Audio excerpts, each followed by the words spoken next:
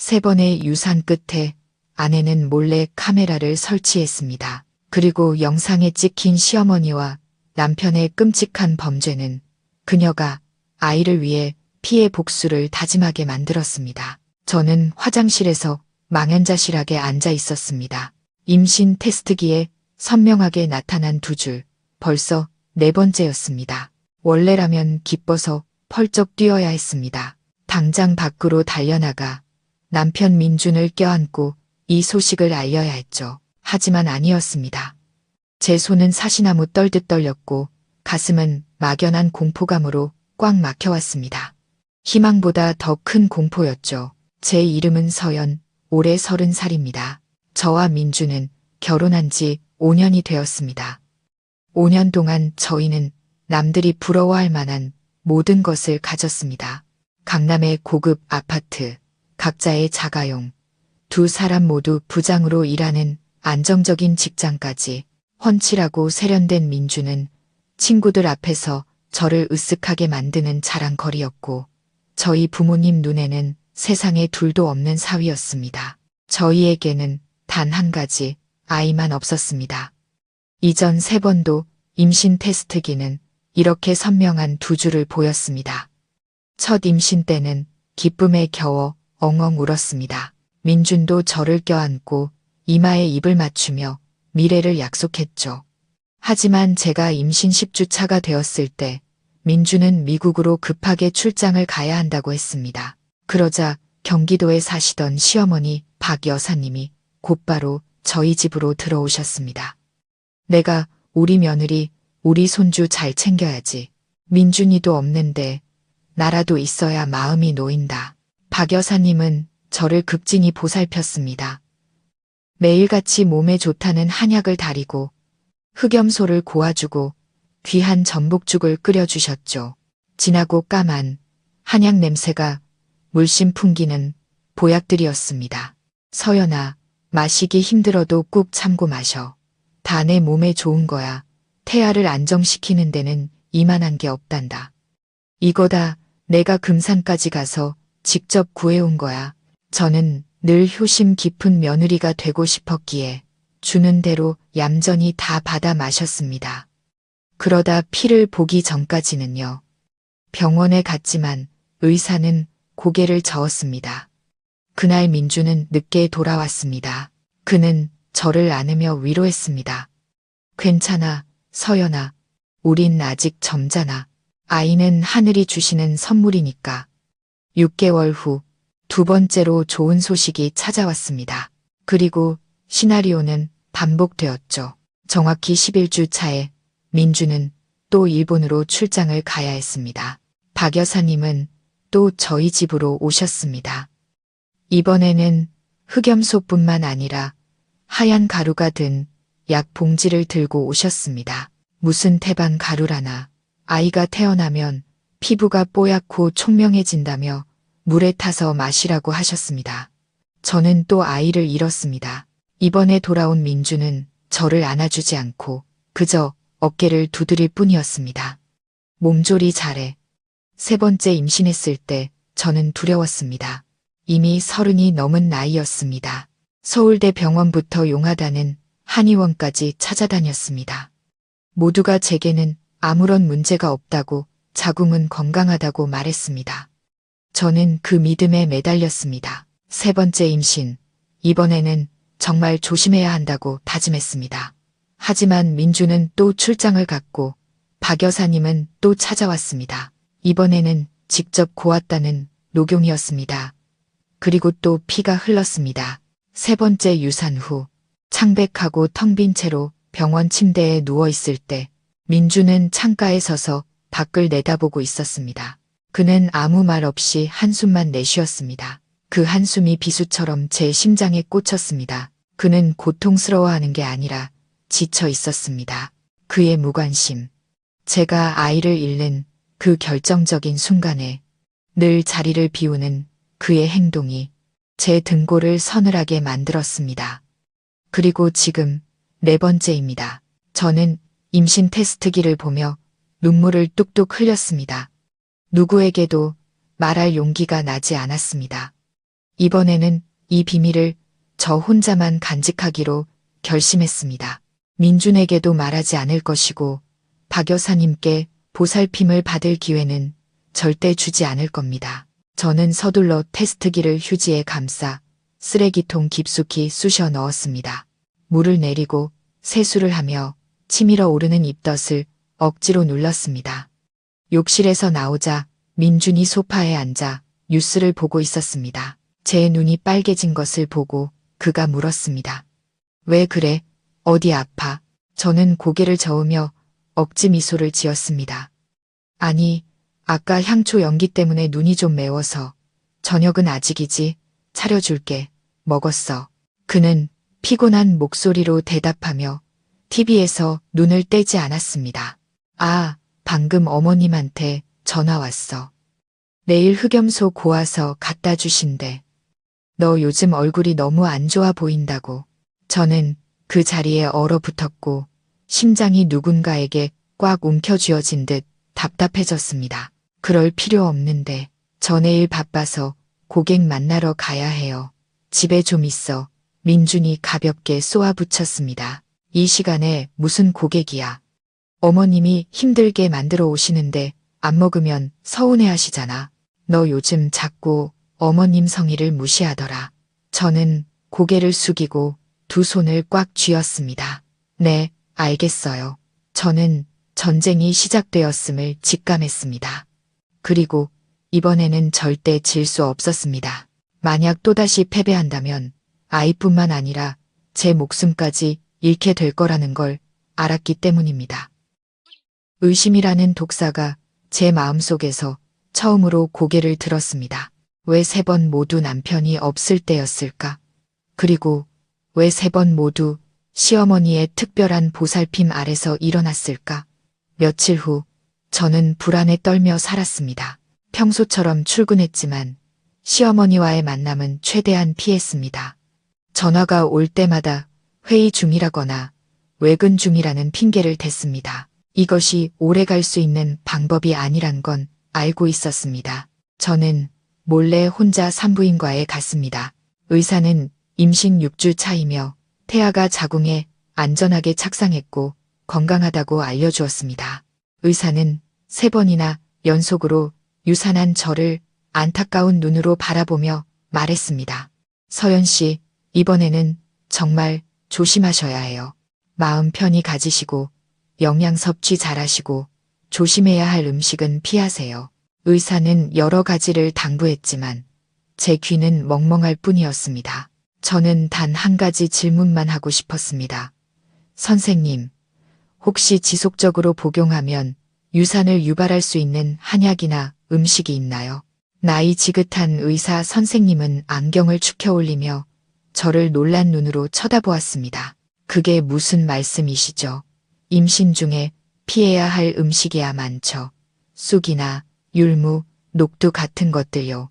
하지만 의도적으로 그런다면 혈액순환을 너무 촉진시키거나 자궁 수축을 유발하는 약재들이 있긴 합니다. 고용량으로 계속 복용하면 태아에게 아주 위험하죠.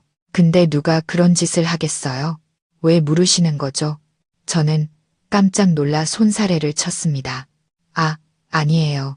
그냥 알아두고 피하려고요. 혹시나 잘못 먹을까 봐서요. 진료실을 나서는 제 마음은 천근만근 무거웠습니다. 저는 바로 집으로 가지 않고 차를 몰아 하염없이 도로를 헤맸습니다. 박 여사님이 억지로 마시게 했던 한약 냄새가 진동하던 그 까만 탕약들을 잊을 수가 없었습니다. 한때는 그것이 사랑이라고 생각했습니다. 이제는 목구멍에서 씁쓸한 맛만 느껴질 뿐이었습니다. 그 주 일요일, 저는 더 이상 피할 수 없었습니다. 박 여사님이 민준에게 전화를 했고 그는 제게 명령조로 말했습니다. 오늘 집에 있어. 어머님 오신대. 네가 좋아하는 거 만들어 오신다고 했어. 오전 10시 박 여사님이 오셨습니다. 빈손이 아니었습니다. 손에는 늘 사용하시던 커다란 보온 도시락 통이 들려 있었습니다. 서연아, 나왔다. 너 주려고 인삼 넣고 푹 고운 흑염소탕 가져왔어. 이거 먹고 기운 차려서 얼른 손주 안겨줘야지. 시어머니는 살갑게 웃으며 탕을 그릇에 덜었습니다. 익숙한 한약 냄새가 코를 찔렀습니다. 입덧 때문에 올라오는 메스꺼움과 과거의 끔찍한 기억이 더해져 비틀거릴 뻔했습니다. 감사합니다, 어머님. 그런데 방금 아침을 먹어서 너무 배불러요. 나중에 먹을게요. 저는 애써 핑계를 댔습니다. 박 여사님의 얼굴이 굳어졌습니다. 입가의 미소는 사라지고 엄격한 표정이 대신했습니다. 그래도 먹어야지. 내가 널 위해 아침 내내 불 앞에서 지키고 서서 만든 거야. 너 요즘 톡 먹지를 않으니 얼굴이 푸석푸석하고 생기가 하나도 없잖니. 잘 먹어야 몸이 좋아져서 임신도 잘 되는 거야. 마치 알을 낳기 위해 살을 찌워야 하는 암탉 취급을 하는 듯했습니다. 저는 김이 모락모락 나는 까만 탕을 내려다보았습니다. 목이 바싹 말라왔습니다. 옆에 앉아 신문을 뒤적이던 민준이 한마디 거들었습니다. 그냥 먹어. 어머님 말씀이 맞아. 먹고 기운 차려. 남편의 무관심과 시어머니의 강요에 저는 궁지에 몰렸습니다. 저는 떨리는 손으로 숟가락을 들었습니다. 저 다이어트 중이라서요. 의사 선생님이 제가 콜레스테롤이 높아서 기름지거나 너무 영양가 높은 음식은 피하라고 하셨어요. 저는 거짓말을 지어냈습니다. 쓸데없는 소리, 박 여사님은 일축했습니다. 양의사들이 뭘 알겠니? 겁주기나 잘하지. 내가 만든 건 한약이야. 하늘과 땅의 정수가 담긴 거라고. 몸에 좋기만 하지 해로울 건 없어. 먹기 싫은 거니? 아니면 내가 만든 게 맛이 없다는 거니? 이 늙은이가 귀찮게 군다고 무시하는 거야? 시어머니는 이야기를 효도의 문제로 몰아가기 시작했습니다. 늘 쓰던 수법이었습니다. 이 집에서 저는 항상 순종적이고 예의 바른 며느리여야 했습니다.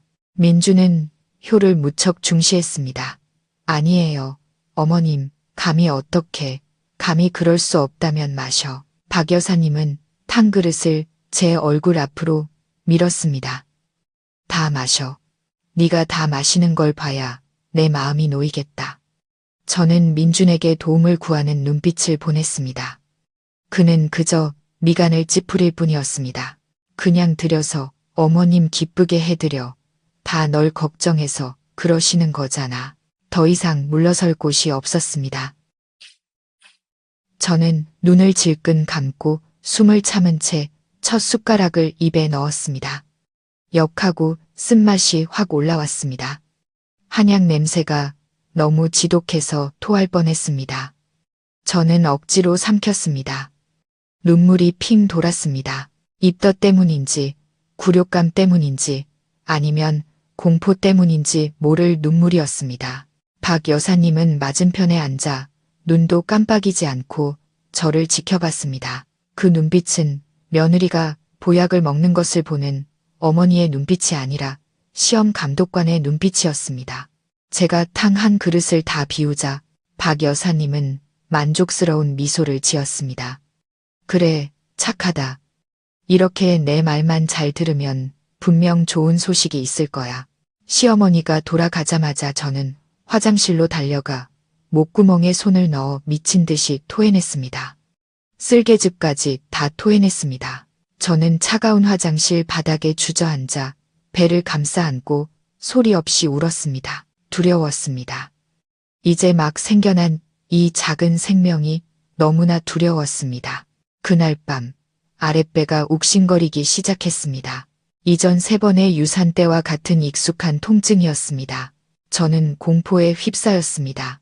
설마, 다행히 통증은 잠시 스쳐 지나가듯 사라졌습니다. 하지만 그것은 죽음의 경고와도 같았습니다. 이대로 아무것도 하지 않으면 또다시 아이를 잃게 될 거라는 걸 깨달았습니다. 제 안의 의심은 더 이상 작은 싹이 아니었습니다. 가시로 뒤덮인 거대한 나무로 자라나 있었습니다. 이제 아무도 믿을 수 없었습니다. 민준조차도요.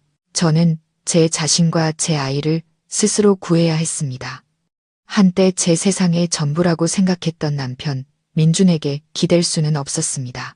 그는 어머니의 편에 서기로 선택했거나 혹은 더 나쁘게도 공범일 테니까요. 저는 행동을 시작했습니다. 증거가 필요했습니다. 인터넷에서 몰래카메라에 대해 알아보기 시작했습니다. 사무실 일과 부엌 일밖에 모르던 제가 이제는 몰래 추적 장비를 알아보고 있었습니다.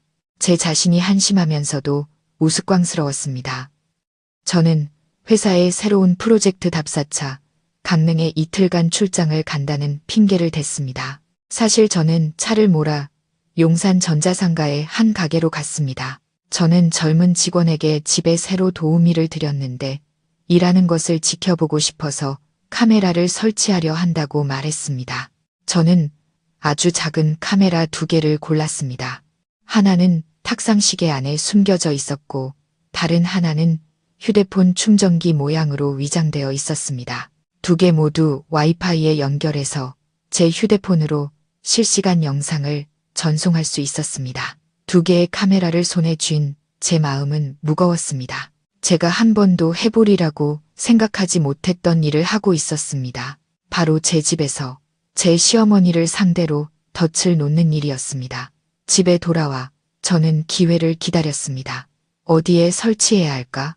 하나는 거실 TV 선반에 위장해 소파와 식탁 전체를 볼 수 있도록 설치하기로 했습니다. 시어머니가 제게 무언가를 억지로 먹이던 바로 그 장소였습니다. 나머지 하나는 저희 부부의 침실에 두었습니다. 왠지는 모르겠지만 직감이 그렇게 해야 한다고 말했습니다.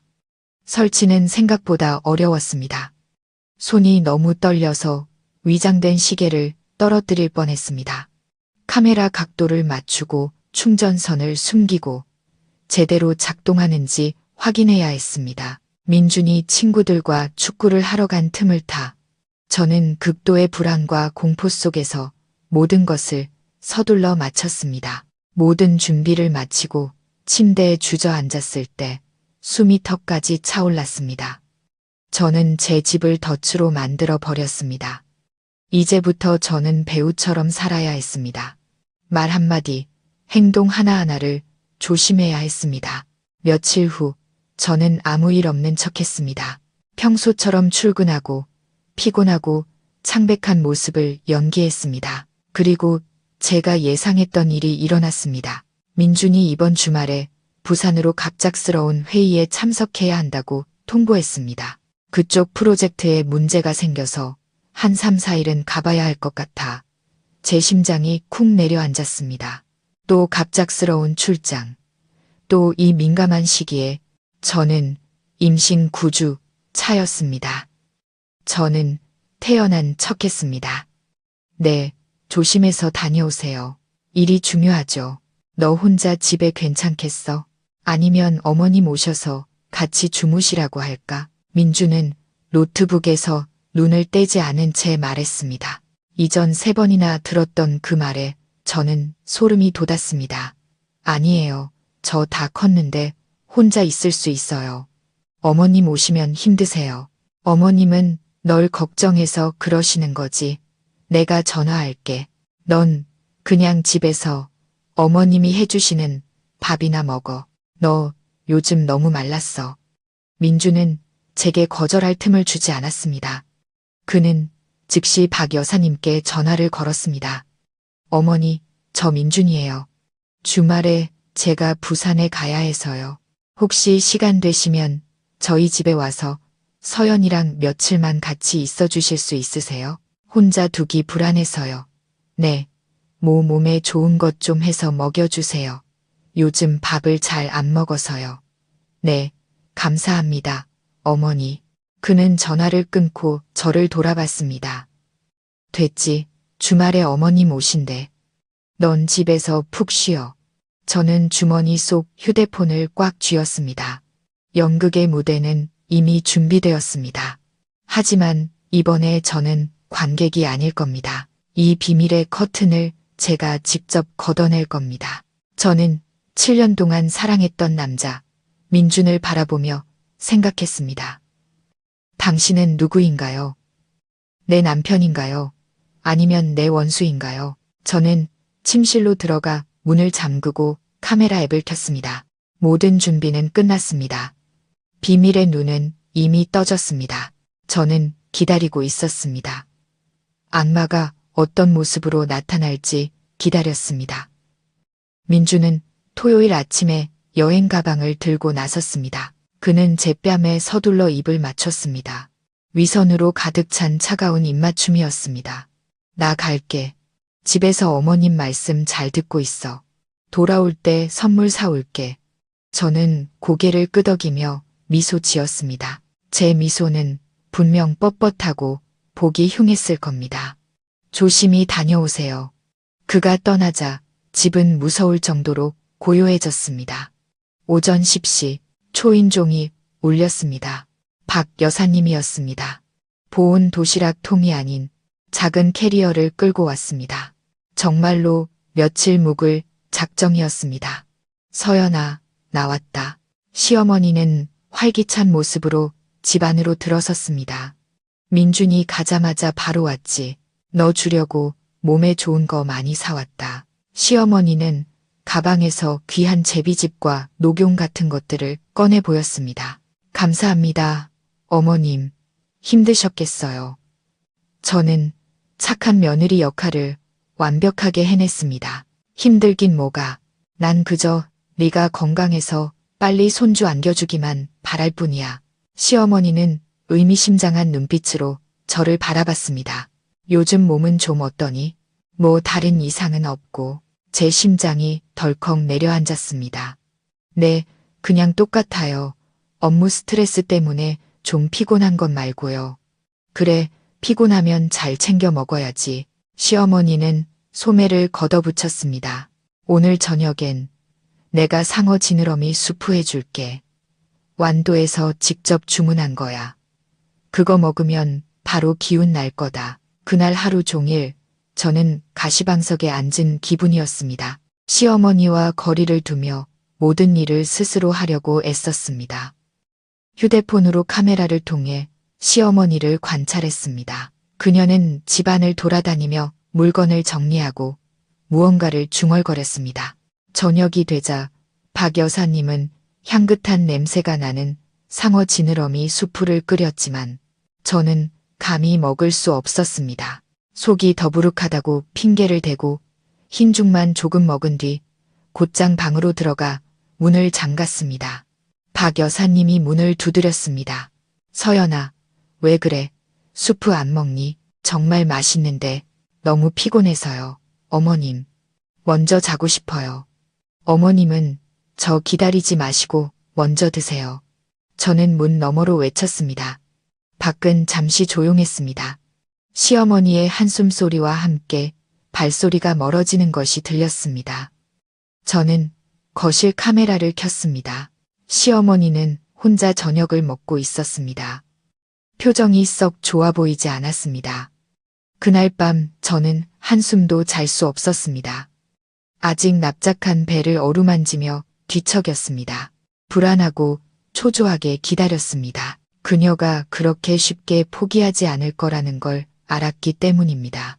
밤 11시쯤 시어머니의 침실 문이 열리는 소리가 들렸습니다. 저는 서둘러 눈을 감고 깊이 잠든 척했습니다. 아주 조심스러운 발걸음이 제 방 쪽으로 다가왔습니다. 문고리를 돌려보는 소리가 들렸습니다. 철컥. 문은 잠겨 있었습니다. 그녀는 잠시 그곳에 서 있다가 거실 쪽으로 걸어갔습니다. 저는 즉시 휴대폰을 켜 거실 카메라를 확인했습니다. 유일한 불빛은 부엌에서 새어나오는 희미한 노란색 무드 등뿐이었습니다. 그리고 저는 그녀를 보았습니다. 박 여사님은 자러 가지 않았습니다. 거실을 서성이다가 제가 자주 물을 마시는 정수기 앞바에서 멈춰 섰습니다. 제 심장이 미친 듯이 뛰었습니다. 그녀는 제 침실 쪽을 쳐다보며 주위를 살폈습니다. 제가 잠든 것을 확신하자 그녀는 잠옷 주머니에서 작은 종이 봉투를 꺼냈습니다. 제 악몽 속에 나왔던 것과 똑같은 봉투였습니다. 주름진 손으로 떨며 봉투를 열자 안에는 하얗고 고운 가루가 들어 있었습니다. 그녀는 그 가루를 조심스럽게 정수기 물통에 부었습니다. 심지어 긴 숟가락으로 가루가 다 녹을 때까지 휘젓기까지 했습니다. 저는 입을 틀어막고 터져 나오려는 비명을 필사적으로 참았습니다. 온몸에 피가 굳는 것 같았습니다. 상상이 아니었습니다. 현실이었습니다. 그녀가 저를 독살하려 하고 있었습니다. 사건은 거기서 끝나지 않았습니다. 물통을 다 젓고 나서 그녀는 휴대폰을 꺼내 전화를 걸었습니다. 목소리는 속삭이듯 작았지만 고요한 밤중에 카메라 마이크를 통해 똑똑히 들렸습니다. 여보세요, 민준아, 나다. 저는 벼락을 맞은 듯 했습니다. 그녀는 제 남편, 민준에게 전화하고 있었습니다. 계좌, 이 아이 요즘 경계심이 많아져서 방문도 잠그고 내가 끓인 수프도 안 먹더라. 응, 근데 정수기 물통에 약 타놨어. 내일 아침에 목마르면 어떻게든 마시겠지. 걱정 마라. 이번엔 양을 2배로 늘렸어. 지난번들처럼 깨끗하게 처리될 거야. 지난번들처럼 깨끗하게. 그 말은 수천 개의 바늘이 되어 제 뇌를 찔렀습니다. 응, 알고 있어. 그녀는 한숨을 쉬었습니다. 내가 다 널 위해서 이러는 거 아니겠니? 최내를 못 낳아. 데리고 있어봤자 우리 집안 대만 끊기지. 이번에 깔끔하게 끝내고 이혼시켜. 내 첫사랑 지은이 말이야. 걔가 우리 집 며느리감이지. 아직도 너 기다린다더라. 제 주변에 세상이 무너져 내렸습니다. 지은, 민준의 첫사랑. 제가 민준의 친구들을 통해 어렴풋이 듣기만 했던 그 이름. 그래서였군요. 그들은 제가 아이를 낳지 못하게 만들어 불임을 핑계로 민준이 저와 이혼하고 그와 당당하게 재혼하게 하려 했던 겁니다. 저는 침대에서 벌떡 일어났습니다. 분노와 고통, 혐오감이 극에 달했습니다. 이제야 모든 것을 알았습니다. 제가 사랑했던 남편, 존경했던 시어머니. 그들은 인간이 아니었습니다. 악마였습니다. 그들은 제 새 아이를 죽였고 이제 4번째 아이를 죽일 계획을 세우고 있었습니다. 온몸이 떨렸지만 두려움 때문이 아니라 증오 때문이었습니다. 저는 서둘러 영상 저장 버튼을 눌렀습니다. 이것이 바로 증거였습니다. 제 아이들이 억울하게 죽게 내버려 두지 않을 겁니다. 그들에게 죗값을 치르게 할 겁니다. 그날 밤 저는 한숨도 자지 못했습니다. 손바닥에 꽉 쥔 휴대폰을 든 채 침대에 미동도 없이 앉아 있었습니다. 화면은 꺼져 있었지만 영상은 제 머릿속에서 계속 반복 재생되었습니다. 살금살금 다가오는 박 여사님의 모습. 주름진 늙은 얼굴로 흰 가루를 물통에 쏟아붓는데 고도로 집중하던 표정. 그리고 전화기 너머로 들려오던 그녀의 속삭임. 이번엔 양을 2배로 늘렸어. 지난번들처럼 깨끗하게. 그리고 지은이라는 아이. 가장 끔찍했던 것은 전화기 반대편에서 들려온 제 남편, 민준의 대답이었습니다. 네, 어머니, 그렇게 하세요. 그들은 단지 상의한 것이 아니었습니다. 공범이었습니다. 제 눈물은 이미 말라버렸습니다. 새 아이를 잃은 슬픔, 뱃속의 작은 생명에 대한 두려움은 이제 얼음처럼 차가운 증오의 덩어리로 응축되었습니다. 저는 더 이상 순종적인 아내, 효심 깊은 며느리 서연이 아니었습니다. 저는 어머니였습니다. 제게 남은 유일한 아이를 지켜야만 하는 어머니. 제 눈물은 날카롭게 벼려진 강철이 되어 제 아이를 해치려는 자는 누구든 꿰뚫을 준비가 되어 있었습니다. 증거를 확보해야 했습니다. 영상은 확실한 증거였지만 더 필요했습니다. 저 물통이 필요했습니다. 시계를 보았습니다. 새벽 3시. 박 여사님은 분명 깊이 잠들었을 겁니다. 저는 심호흡을 하며 미친 듯이 뛰는 심장을 억누르려 애썼습니다. 조심스럽게 방문 자물쇠를 열었습니다. 집 안은 쥐 죽은 듯 고요했고 벽시계의 규칙적인 째깍거리는 소리만 들렸습니다. 저는 살금살금 거실로 나갔습니다. 창문으로 들어오는 가로등, 불빛만으로도 바위에 얌전히 놓여있는 유리 물통이 보였습니다. 그것은 마치 저를 삼키기 위해 기다리는 괴물 같았습니다. 저는 부엌으로 가 냉장고에 따로 보관해둔 작은 생수병 하나를 꺼냈습니다. 손이 너무 떨려 떨어뜨릴 뻔했습니다. 소리가 나지 않도록 조심하며 병 안에 물을 모두 버렸습니다. 그리고 독이 든 물통으로 돌아갔습니다. 저는 꼭지를 틀어 맑지만 치명적인 그 물을 병에 담았습니다. 뚜껑을 꽉 닫고 휴지로 모든 흔적을 깨끗이 닦았습니다. 그리고 그 물병을 제 핸드백 깊숙한 곳, 제가 항상 가지고 다닐 그 가방에 숨겼습니다. 모든 것을 마치고 침실로 돌아와 문을 잠갔습니다. 영상을 클라우드에 백업하고 제 비밀 이메일 계정으로 사본을 보냈습니다. 절대 잃어버리지 않을 겁니다. 이제 날이 밝기만 기다리면 됐습니다. 아침 6시 박 여사님이 부스럭거리며 일어나는 소리가 들렸습니다. 부엌으로 들어가는 소리, 물 흐르는 소리가 들리고 이내 제 방문을 두드렸습니다. 서연아, 일어나거라. 일어나서 운동도 하고 물 한 잔 마시고 정신 차린 다음에 아침 먹자. 어제까지만 해도 제 마음을 따뜻하게 했던 그 다정한 목소리가 이제는 역겹게 들렸습니다. 저는 부스스한 머리를 한 채 졸린 척하며 문을 열었습니다. 네, 어머님, 너무 피곤해요. 어젯밤에 잠을 잘못 자서요. 그래? 박 여사님은 저를 탐색하듯 쳐다봤습니다. 그럼 나와서 물 한 잔 마시고 정신 차려. 내가 오렌지 주스도 갈아놨어. 일단 맹물부터 마셔. 그녀는 독이 든 물통을 가리켰습니다. 그녀는 제가 마시는 것을 직접 보고 싶었던 겁니다. 저는 밭 쪽으로 걸어갔습니다. 심장이 마구 뛰었습니다. 어떻게 해야 하지? 마실 수는 없었습니다. 저는 잔을 들어 입으로 가져가는 척했습니다. 하지만 잔이 입술에 거의 닿을 무렵 일부러 손을 미끄러뜨렸습니다. 쨍그랑 유리잔이 바닥에서 산산조각 났습니다. 물이 사방으로 튀었습니다. 어머나, 내가 왜 이럴까? 저는 당황하며 소리쳤습니다. 얼굴에는 미안한 기색이 가득했습니다. 죄송해요, 어머님. 손에 힘이 없어서 박 여사님은 미간을 찌푸렸습니다. 짜증난 기색이 역력했습니다. 애가 잔 하나도 제대로 못 드니 됐다. 그냥 둬. 내가 치울 테니 넌 방에 들어가서 옷이나 갈아입고 나와서 아침이나 먹어. 물은 마시지 말고 내가 끓인 수프 먹어. 네. 저는 서둘러 방으로 뛰어 들어갔습니다. 심장이 터져 나올 것 같았습니다. 다행히 위기를 넘겼습니다. 저는 외출복으로 갈아입었습니다. 여기서 나가야 했습니다. 어머님, 저는 밖으로 소리쳤습니다. 오늘 아침에 회사에서 긴급 회의가 잡혔어요. 부장님이 아침 일찍 전화하셔서요. 집에서 아침 먹을 시간이 없겠어요. 저 먼저 출근할게요. 저는 그녀의 대답을 기다리지 않고 가방을 챙겨 도망치듯 문 밖으로 뛰쳐나갔습니다. 다녀오겠습니다, 어머님.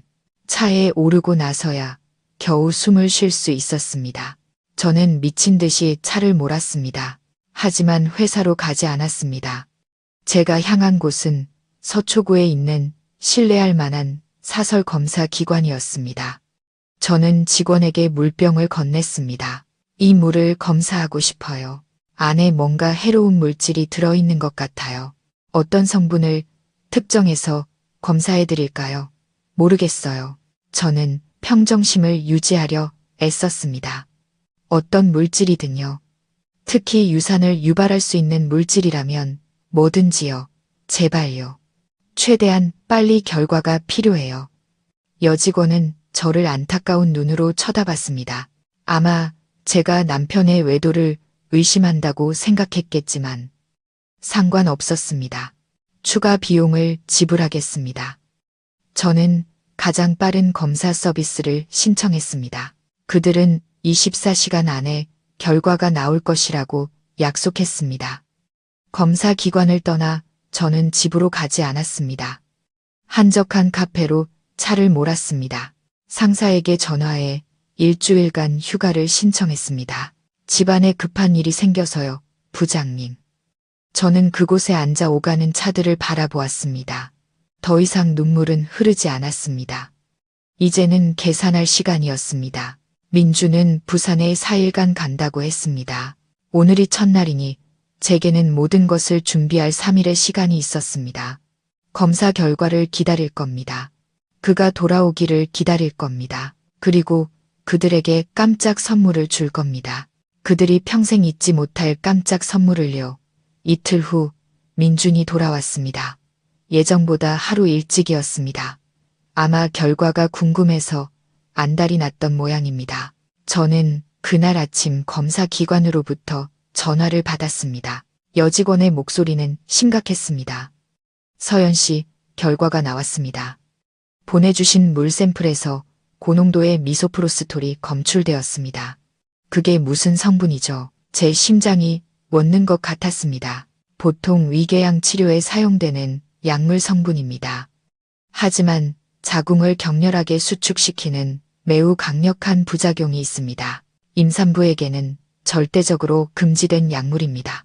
확실하게 유산을 유발하기 때문이죠. 보내주신 물병 속의 양은 매우 고농도입니다. 괜찮으세요? 저는 전화를 끊었습니다. 미소프로스톨. 한약도 아니었습니다. 서양 의약품이었습니다. 잔인한 낙태 유도제. 이전 3번도 아마 이 약이었을 겁니다. 그들은 약을 갈아서 탕과 음료에 섞어 제게 먹였던 겁니다. 제 손은 더 이상 떨리지 않았습니다. 분노가 모든 두려움을 압도했습니다. 저는 집으로 돌아왔습니다. 박 여사님은 제가 돌아온 것을 보고 몹시 놀랐습니다. 제가 상사와 함께 지방 출장을 갔다고 거짓말을 했기 때문입니다. 어머, 벌써 왔니? 연락도 없이 집이 그리워서 일찍 왔어요. 저는 미소 지었습니다. 제 자신도 소름 끼치는 미소였습니다. 어머님, 오늘 저녁에 제가 맛있는 거 좀 할게요. 좀 있으면 민준 씨도 올 거예요. 오랜만에 다 같이 식사해요. 박 여사님은 만족스러워하는 듯 했습니다. 아마 제가 아무것도 의심하지 않는다고 생각했겠죠. 그날 저녁 민준이 돌아왔습니다. 그의 손에는 선물 꾸러미가 들려 있었습니다. 출장 일찍 끝났네. 선물 사왔어. 고마워요. 저는 선물을 받아 식탁 위에 올려두었습니다. 저녁 식사는 기묘한 분위기 속에서 진행되었습니다. 저는 민준과 박 여사님께 음식을 덜어주었습니다. 즐겁게 웃고 떠들었습니다. 이것 좀 드세요. 박 여사님이 제게 닭고기 한 점을 덜어주며 말했습니다. 많이 먹고 건강해져야지. 네, 저는 먹었습니다.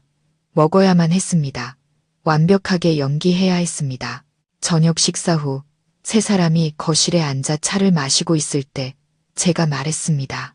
제가 아주 재미있는 걸 보여드릴게요. 민준이 나른하게 물었습니다. 뭔데 그래? 나 좀 피곤한데. 아주 재미있는 영화예요. 보시면 피곤이 싹 가실걸요. 저는 휴대폰을 대형 TV에 연결했습니다. 영화를 튼 게 아니었습니다. 저는 보안 카메라 영상을 틀었습니다. TV 화면이 켜지고 익숙한 거실 풍경이 나타났습니다. 그리고 박 여사님이 등장했습니다. 살금살금 다가와 흰 가루 봉지를 들고 물통에 붓고 휘젓는 모습이었습니다. 이게 뭐야? 박 여사님이 더듬거렸습니다. 얼굴이 종이장처럼 하얗게 질렸습니다. 민주는 벌떡 일어났습니다. 서연아, 너 지금 뭐 하는 짓이야? 당장 꺼. 왜 꺼요? 영화가 이제 막 재밌어지는데. 저는 재생 버튼을 눌렀습니다. 쥐 죽은 듯 조용한 거실에 전화 통화 소리가 선명하게 울려 퍼졌습니다. 계좌, 내가 물통에 약 타놨어. 이번엔 양을 2배로 늘렸어. 지난번들처럼 깨끗하게 처리될 거야. 그리고 민준의 목소리, 제가 한때 사랑했던 그 목소리가 들렸습니다. 네, 어머니. 그렇게 하세요. 지은이라는 아이. 그만해. 박 여사님이 소리치며 리모컨을 뺏으려 달려들었습니다. 저는 뒤로 물러섰습니다. 그만해요. 왜 그만해야 하죠? 어머니, 설명 좀 해보세요. 지난번들처럼 깨끗하게라니요. 제가 아이를 잃었던 3번을 말씀하시는 건가요? 그 흰 가루는 뭐죠? 어머니가 늘 제게 주시던 보약인가요? 박 여사님은 부들부들 떨며 제게 손가락질을 했습니다. 네가 감히 날 감시해? 이 되바라진 것. 네가 날 함정에 빠뜨려. 함정이요. 저는 웃었습니다. 눈물이 터져 나왔습니다. 어머니 스스로 걸어 들어오신 거죠. 어머니가 그런 짓을 안 하셨으면 제가 어떻게 찍었겠어요. 저는 민준을 돌아봤습니다. 그는 핏기 하나 없는 얼굴로 그 자리에 얼어붙어 있었습니다. 그리고 당신도 말해봐. 설명해봐. 네, 어머니. 그렇게 하세요는 무슨 뜻이야? 당신 다 알고 있었지? 당신 어머니랑 공범이었잖아. 당신들이 내 새 아이를 죽였어. 그리고 지금 4번째 아이를 죽이려 하고 있잖아. 저는 소리쳤습니다. 더 이상 참을 수 없었습니다. 서연아, 너 진정해. 오해야. 다 오해야. 민준이 더듬거리며 제게 다가오려 했습니다. 오해? 저는 검사 결과지를 꺼내 그의 얼굴에 던졌습니다. 오해라고? 읽어봐. 미소프로스톨, 낙태 유도제. 당신들은 이걸로 날 독살했어. 이게 뭔지 알아? 당신은 살인자야. 민주는 검사 결과지를 보고 무너져 내렸습니다. 더 이상 부인할 수 없다는 것을 알았습니다. 박 여사님은 발뺌할 수 없게 되자 전략을 바꿨습니다. 그녀는 바닥에 무릎을 꿇고 울며 제 다리를 붙잡았습니다. 서연아, 내가 잘못했다. 내가 노망이 났었나 보다. 나는 그저 우리 민준이를 위해서 네가 3번이나 아이를 지키지 못하는 걸 보고 나는 네가 아이를 못 낳는 몸인 줄 알았어. 일부러 그런 게 아니야. 저는 뒤로 물러서며 제 발밑에서 울고 있는 여자를 혐오스러운 눈으로 쳐다보았습니다. 제가 아이를 못 낳는다고요? 아니면 어머니가 저를 못 낳게 만드신 건가요? 제가 유산하게 만들어서 민준 씨가 지은이라는 여자랑 결혼할 핑계를 만들어 주려고 하신 거잖아요. 당신은 너무 잔인해. 사람이 아니야. 닥쳐. 민준이 갑자기 소리쳤습니다. 두려움이 분노로 변한 듯 했습니다. 할 만큼 했잖아. 네가 애 못 낳는 건 사실이잖아. 우리 어머니는 그냥 날 도우려고 하신 것뿐이야. 넌 복도 없는 여자야. 열매도 못 맺는 독초 같은 년. 그는 손을 들어 제 뺨을 때리려 했습니다. 저는 피하지 않고 그의 눈을 똑바로 쳐다봤습니다.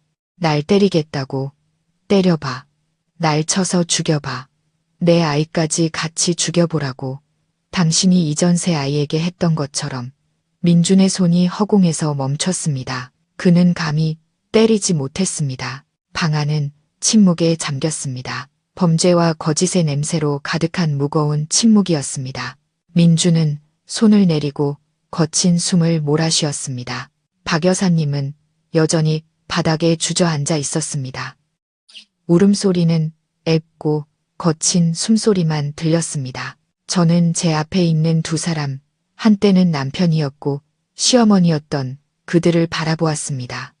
이제 제 눈에 그들은 낯선 사람들이자 2 마리의 악마였습니다. 제가 가진 증거가 이게 전부일 거라고 생각하세요? 저는 차갑게 얼어붙은 목소리로 침착하게 말했습니다. 저는 휴대폰을 꺼냈습니다. 경찰에 전화하지 않았습니다. 그들의 권력과 돈이라면 죄를 피해갈 수도 있다는 것을 알았습니다. 저는 이 세상에서 유일하게 믿을 수 있는 사람에게 전화를 걸었습니다. 아빠, 저는 겨우 그 한마디를 내뱉었습니다. 전화기 너머로 아버지의 걱정스러운 목소리가 들려오는 순간 제 모든 강인함과 강철 같던 껍데기가 산산조각 났습니다. 서연아, 왜 그러니? 목소리가 왜 그래? 저는 울음을 터뜨렸습니다. 아빠, 엄마, 저 좀 구하러 와주세요. 저 좀 구해주세요. 이 사람들이 제 아이들을 죽였어요. 부모님이 어떻게 오셨는지 모르겠습니다. 아버지는 아마 신호위반까지 해가며 차를 모셨을 겁니다. 45분도 채 되지 않아 저희 집 초인종이 미친 듯이 울렸습니다. 초인종 소리가 아니라 문을 두드리는 소리였습니다. 저는 달려가 문을 열었습니다. 부모님이 서 계셨습니다. 어머니는 헝클어진 머리에 눈물범벅이 된 제 모습을 보고는 휘청거리셨습니다. 퇴역 군인이신 아버지는 얼굴이 굳어 있었습니다. 무슨 일이냐? 아버지께서 물으셨습니다. 목소리는 낮고 단호했습니다. 아버지는 집 안으로 들어와 바닥에 주저앉아 있는 박 여사님을 보셨습니다. 그리고 하얗게 질린 민준의 얼굴과 테이블 위의 검사 결과지, 소리 없이 재생되고 있는 TV 속 영상을 보셨습니다. 아빠, 엄마, 저는 겨우 그 말밖에 할 수 없었습니다. 어머니가 달려와 저를 와락 껴안았습니다. 세상에, 내 딸, 이게 무슨 일이니? 민준이, 사부인, 두 사람이 우리 딸한테 무슨 짓을 한 거예요? 아버지는 더 침착하셨습니다. 그는 검사 결과지를 집어들었습니다. 그것을 읽는 아버지의 온몸이 분노로 떨렸습니다. 이것들이 감히 아버지는 민준과 박 여사님을 향해 손가락질했습니다. 이 짐승만도 못한 것들. 너희들이 내 딸을, 내 손주를 해쳤어, 아빠. 저는 아버지의 팔을 붙잡았습니다.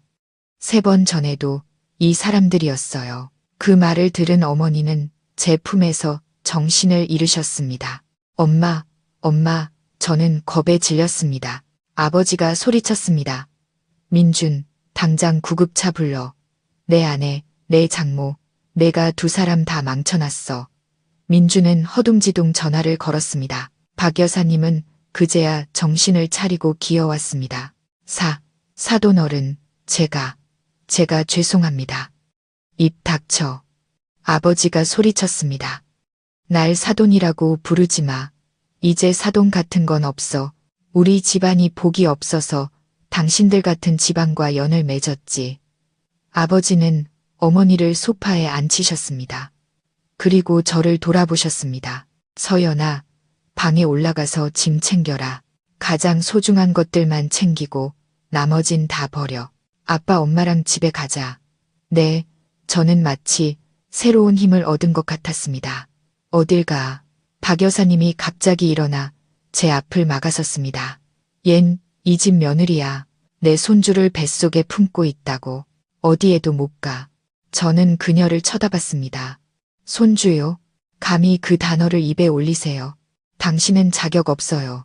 서연아, 가면 안 돼. 민준도 저를 막아섰습니다. 이야기 좀 해. 이렇게 소란 피우면 이웃들이 비웃으라고 하세요. 저는 비웃었습니다. 이 지옥에 남아서 당신들 손에 죽는 것보다 차라리 비웃음을 당하는 게 나아요. 비켜요. 아버지가 앞으로 나서 민준을 밀쳐냈습니다. 아버지는 민준만큼 키가 크거나 힘이 세진 않았지만 퇴역 군인의 기세에 민준은 뒤로 물러설 수밖에 없었습니다. 비켜. 내 딸한테 손대지 마. 모든 이야기는 법정에서 하게 될 거다. 너희 집안 전체를 고소할 테니까. 저 영상, 내 딸은 가야 해. 병원에 가서 검사 받아야 한다고. 아버지는 제 손을 잡아 끌었습니다. 가자 딸아. 증거는 다 챙기고 저 TV랑 카메라는 나중에 사람 보내서 가져갈게. 가자. 저는 아버지의 손을 꽉 잡았습니다. 저는 아무것도 챙기지 않았습니다. 독이 든 물병과 영상이 담긴 휴대폰이 든 핸드백만 들었습니다. 저는 민준을 지나치고 박 여사님을 지나쳤습니다. 뒤돌아보지 않았습니다. 구급차가 도착했을 때 어머니는 조금 정신을 차리셨습니다. 아버지는 저와 어머니를 함께 차에 태웠습니다. 서울대 병원으로 갑시다. 제 딸 검사 좀 받게. 빨리요. 구급차 안에서 어머니는 저를 껴안고 우리는 함께 흐느껴 울었습니다. 아버지는 옆에 앉아 제 등을 토닥여 주셨습니다. 괜찮다. 아빠 엄마가 여기 있잖니. 넌 이제 안전해. 내 아이도 안전할 거야. 아빠가 약속할게. 그날은 제가 며칠 만에 처음으로 외롭지 않다고 느낀 날이었습니다. 저는 부모님의 품으로 돌아왔습니다. 지옥은 제 등 뒤에 남겨졌다는 것을 알았습니다. 병원에서 검사를 받은 후 의사는 다행히 제가 그 물을 마시지 않아 태아는 무사하지만 극심한 정신적 스트레스로 인해 약간의 유산기가 있다고 했습니다. 의사는 최소 일주일간 입원해서 경과를 지켜봐야 한다고 했습니다. 부모님은 저를 친정집으로 데려가지 않으셨습니다. 민준과 박 여사님이 찾아와 소란을 피울까봐 걱정하셨습니다. 아버지는 병원 근처에 고급 서비스들 레지던스를 빌렸습니다. 돈은 중요하지 않다고 너와 내 아이의 안전이 가장 중요하다고 하셨습니다. 어머니는 즉시 유명한 법무법인에 연락했습니다. 영상, 검사 결과, 그리고 이전 3번의 유산에 대한 진료 기록까지 모든 증거가 변호사에게 제출되었습니다. 이혼 소송과 상해죄 고소장이 즉시 작성되었습니다. 그 후 며칠간은 민준의 전화 테러가 이어졌습니다. 그는 문자와 전화를 번갈아 하며 어떨 때는 애원했습니다. 서연아, 내가 잘못했어. 제발 나한테 돌아와. 우리 다시 시작하자. 어떨 때는 협박했습니다. 일 크게 만들면 내 뱃속 아이도 무사하지 못할 거야. 걔도 내 아이야. 저는 그의 번호를 차단했지만 그는 다른 번호로 계속 연락했습니다. 어느 날 오후 제가 발코니에 앉아 바람을 쐬고 있을 때 모르는 번호로 전화가 왔습니다. 지겨워서 끊어버리려 했지만 무언가에 이끌려 전화를 받았습니다. 여보세요. 실례지만 서연 씨 되시나요? 부드럽고 맑은 여성의 목소리가 들려왔습니다. 저는 미간을 찌푸렸습니다. 맞는데요. 누구세요? 저, 지은이에요. 그 이름. 모든 비극의 근원이 된 그 이름. 제 피가 끓어올랐습니다. 나한테 전화는 왜 했어요? 고소해서. 이제 목적을 달성하게 되어서 축하라도 해달라고요? 전화기 저편은 잠시 조용했습니다. 그리고 그녀가 놀란 목소리로 말했습니다. 고소하다니요? 무슨 목적이요? 서연 씨, 무슨 말씀이신지 모르겠어요. 저, 혹시 10분만 만나주실 수 있을까요? 드릴 말씀이 있어요. 꼭 아셔야 할 것 같아요. 맹세코, 나쁜 의도는 아니에요. 저는 의심스러웠습니다. 내가 당신을 왜 믿어야 하죠? 저도 그들의 피해자니까요. 지은의 목소리가 약간 떨렸습니다. 제발요. 제가 계신 곳으로 갈게요. 딱 10분만요. 왜 그랬는지 모르겠지만 저는 승낙했습니다. 아마 궁금했을 겁니다. 제 남편과 시어머니가 사람까지 죽이려 하면서 얻고 싶어 했던 그 여자가 어떤 사람인지 알고 싶었을 겁니다. 저는 그녀에게 아파트 아래층 카페 주소를 알려주었습니다. 그리고 아버지께도 함께 내려와 달라고 부탁했습니다. 지은이 왔습니다.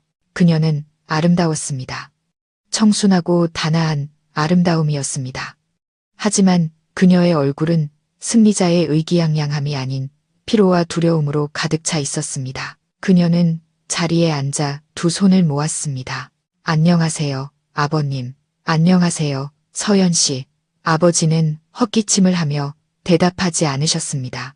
저는 그녀를 쳐다봤습니다. 할 말 하세요. 지은은 심호흡을 했습니다.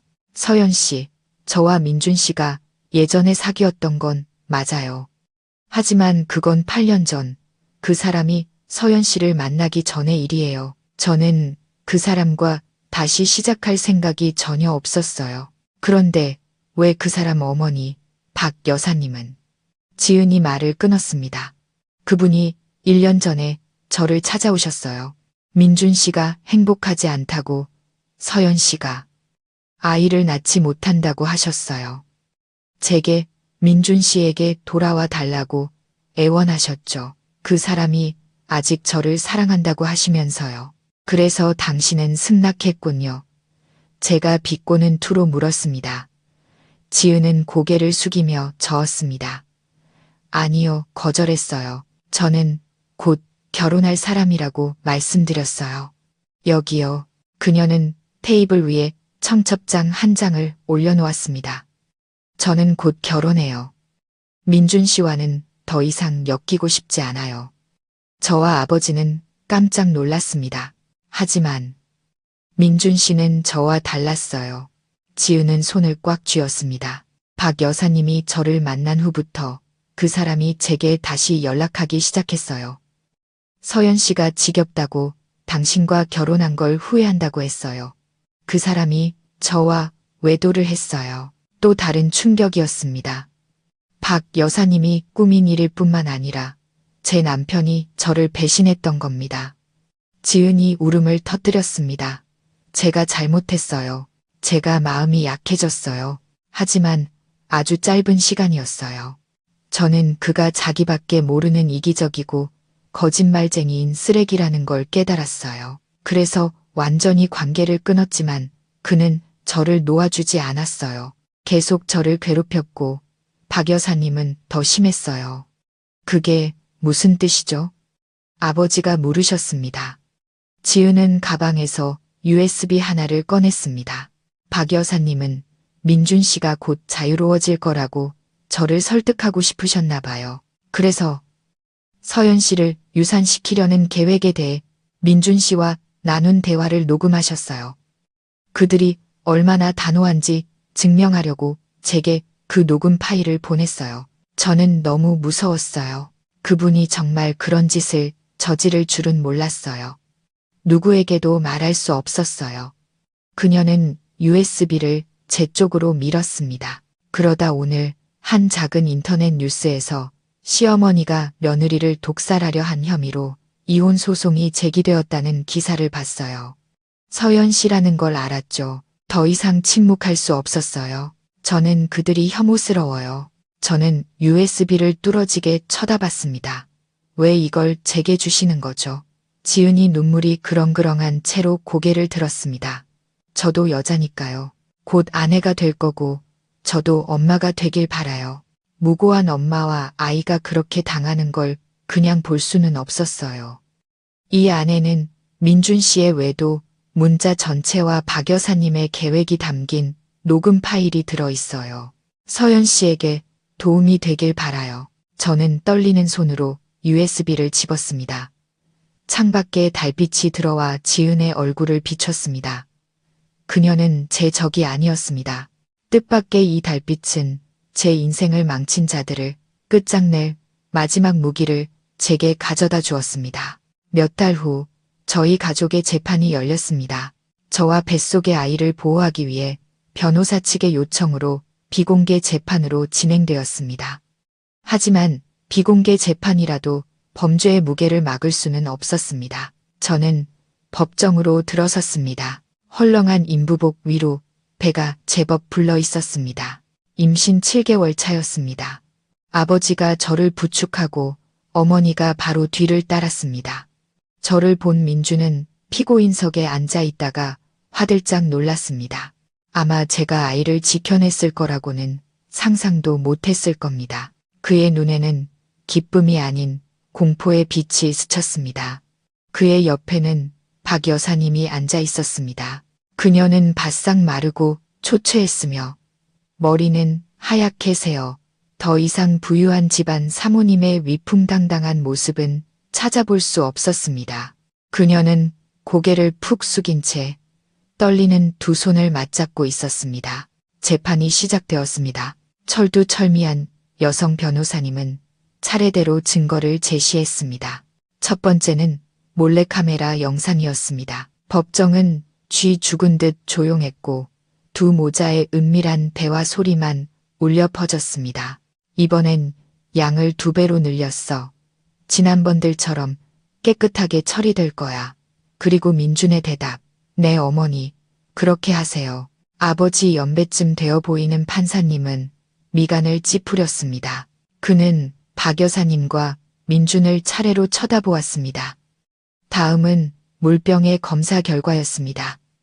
미소프로스톨이라는 이름이 크고 명확하게 낭독되었습니다. 변호사님은 그 약물의 효과에 대해 상세히 설명했습니다. 임산부에게 금지된 약물, 낙태에 사용되는 약물이라고요. 박 여사님이 울기 시작했습니다. 저는 몰랐어요. 제가 노망이 들어서 저는 그저 제 아들이 손주를 보길 바랐을 뿐이에요. 그게 독약인 줄은 몰랐어요. 민준의 변호사가 급히 일어나 모든 죄를 박 여사님에게 떠넘기려 했습니다. 제 의뢰인 민준 씨는 전적으로 수동적인 입장이었습니다. 어머니에게 사주를 받은 것입니다. 그는 그것이 태아를 안정시키는 보약인 줄로만 알았지 이런 음모에 대해서는 전혀 알지 못했습니다.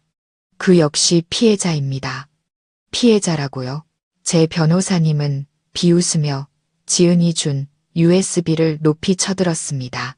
그가 피해자라면 이것은 무엇입니까? 변호사님이 민준과 지은 사이에 카카오톡 메시지를 공개하자 법정은 다시 한번 침묵에 잠겼습니다. 달콤한 메시지들, 그리고 약속들, 조금만 기다려줘. 우리 마누라는 애도 못 낳아. 곧 정리할게. 민준의 얼굴에서 핏기가 싹 가셨습니다. 그는 저를 보고 증인석에 앉아있는 지은을 보았습니다. 하지만 가장 결정적인 증거는 박 여사님이 지은에게 보낸 녹음 파일이었습니다. 자신의 계획을 자랑하며 민준이 모든 것을 명확히 알고 있다는 내용이 담긴 녹음 파일이었습니다. 그것은 그가 범죄를 방조하고 은폐했다는 부인할 수 없는 증거였습니다. 지은이 증인으로 불려 나왔습니다. 그녀는 침착하게 모든 것을 증언했습니다. 자신의 청첩장까지 법원에 제출했습니다. 저는 민준 씨에게 어떠한 감정도 없습니다. 그와 그의 어머니가 저를 괴롭혔습니다. 저는 인간으로서의 양심 때문에 그리고 그들의 범죄에 분노하여 이 증거를 제출합니다. 그 순간 민준은 어머니를 향해 소리쳤습니다. 어머니가 절 망쳤어요. 거봐요. 제가 하지 말라고 했잖아요. 박 여사님은 망연자실했습니다. 자신이 모든 것을 희생하며 지키려 했던 아들에게 배신당하자 그녀는 미친 듯이 소리쳤습니다. 뭐라고? 내가 몰랐다고? 내가 나한테 시킨 거잖아. 네가 서연이가 지겹다고 지은이랑 결혼하고 싶다고 했잖아. 내가 안 하면 집 나가겠다고 협박한 게 너잖아. 이 불효자식, 내가 다 널 위해서 한 건데. 두 모자의 싸움은 그 가족의 부패하고 이기적이며 잔인한 모든 것을 드러냈습니다. 제가 증언대에 섰습니다. 울지 않았습니다. 침착하게 진술했습니다. 이번 네 번째뿐만 아니라 이전 세 번의 유산에 대해서도 이야기했습니다. 세 번의 고통, 세 번의 상실, 세 번 모두 남편은 출장 중이었고 세 번 모두 시어머니가 보약을 챙겨줬습니다. 저는 재판부에 그 세 번의 진료 기록을 다시 검토해달라고 요청했습니다. 모두 원인 불명의 유산으로 기록되어 있었습니다. 저는 아무것도 구걸하지 않았습니다. 저는 판사님을 똑바로 쳐다봤습니다. 저는 단지 재판부께서 제 잃어버린 새 아이의 억울함을 풀어주시고 곧 태어날 제 아이를 보호해 주시길 바랄 뿐입니다.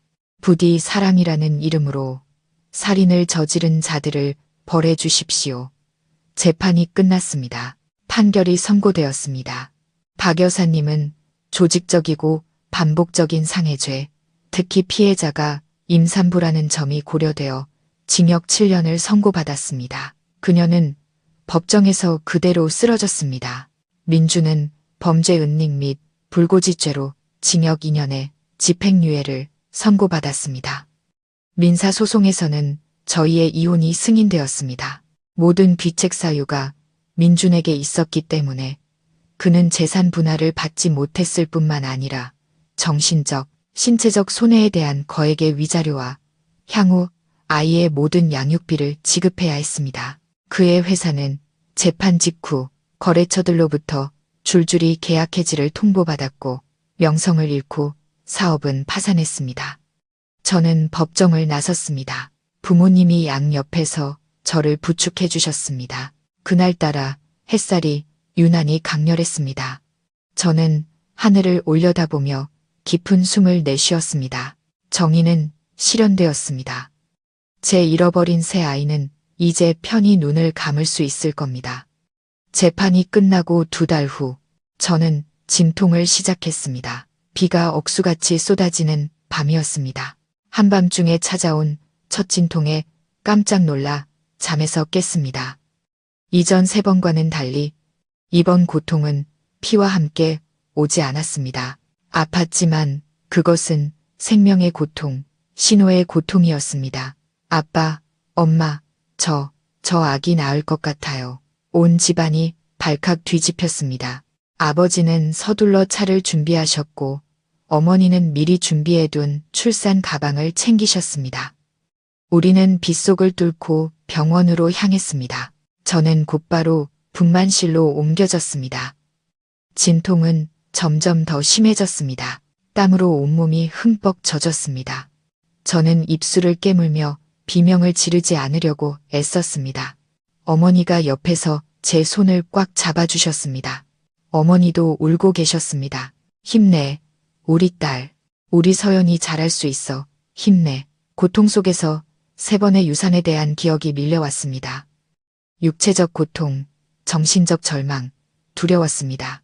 비극이 반복될까봐 두려웠습니다.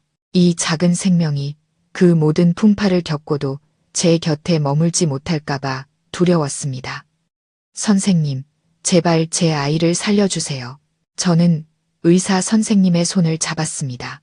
나이 지긋한 의사 선생님은 제 임신 기간 내내 저를 돌봐주신 분이었습니다. 서연 씨, 진정해요. 모든 수치가 좋아요. 아기 심장 소리도 아주 힘차요. 제 말 듣고 심호흡하고 힘주세요. 저는 온 힘을 다해 소리쳤습니다. 밤을 찢고 지난 몇 년간 제가 겪었던 모든 고통과 굴욕을 찢는 듯한 비명이었습니다. 그리고 응애, 응애, 응애, 아기 울음소리, 크고 우렁찬 아기 울음소리가 울려 퍼졌습니다. 저는 멍해졌습니다. 분만실의 모든 것이 멈춘 것 같았습니다. 저는 숨을 죽였습니다. 축하합니다. 서연 씨, 아들이에요. 3kg으로 아주 건강합니다. 간호사가 서둘러 아기를 수건에 감싸 피와 양수가 묻은 채로 제 가슴 위에 올려주었습니다. 너무 따뜻했습니다. 저는 떨리는 손으로 아기의 통통한 뺨을 만졌습니다.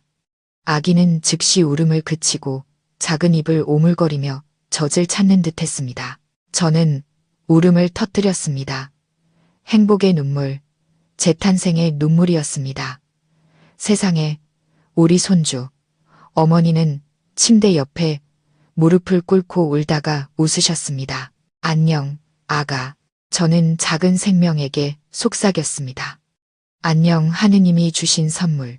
아버지는 문 밖에서 평생 한 번도 우신 적 없던 그 군인 아버지는 소매로 눈물을 급히 닦아내고 계셨습니다. 저는 아이의 이름을 안강이라고 지었지만 집에서는 준이라고 불렀습니다. 간단하고 귀여운 이름이었죠. 부모님은 그 아이를 우리 집 금덩어리라고 부르셨습니다. 그 후의 날들은 제 인생에서 가장 행복한 날들이었습니다. 부모님 댁은 언제나 준이의 웃음소리와 옹알이로 가득 찼습니다. 저는 회사를 그만두었습니다.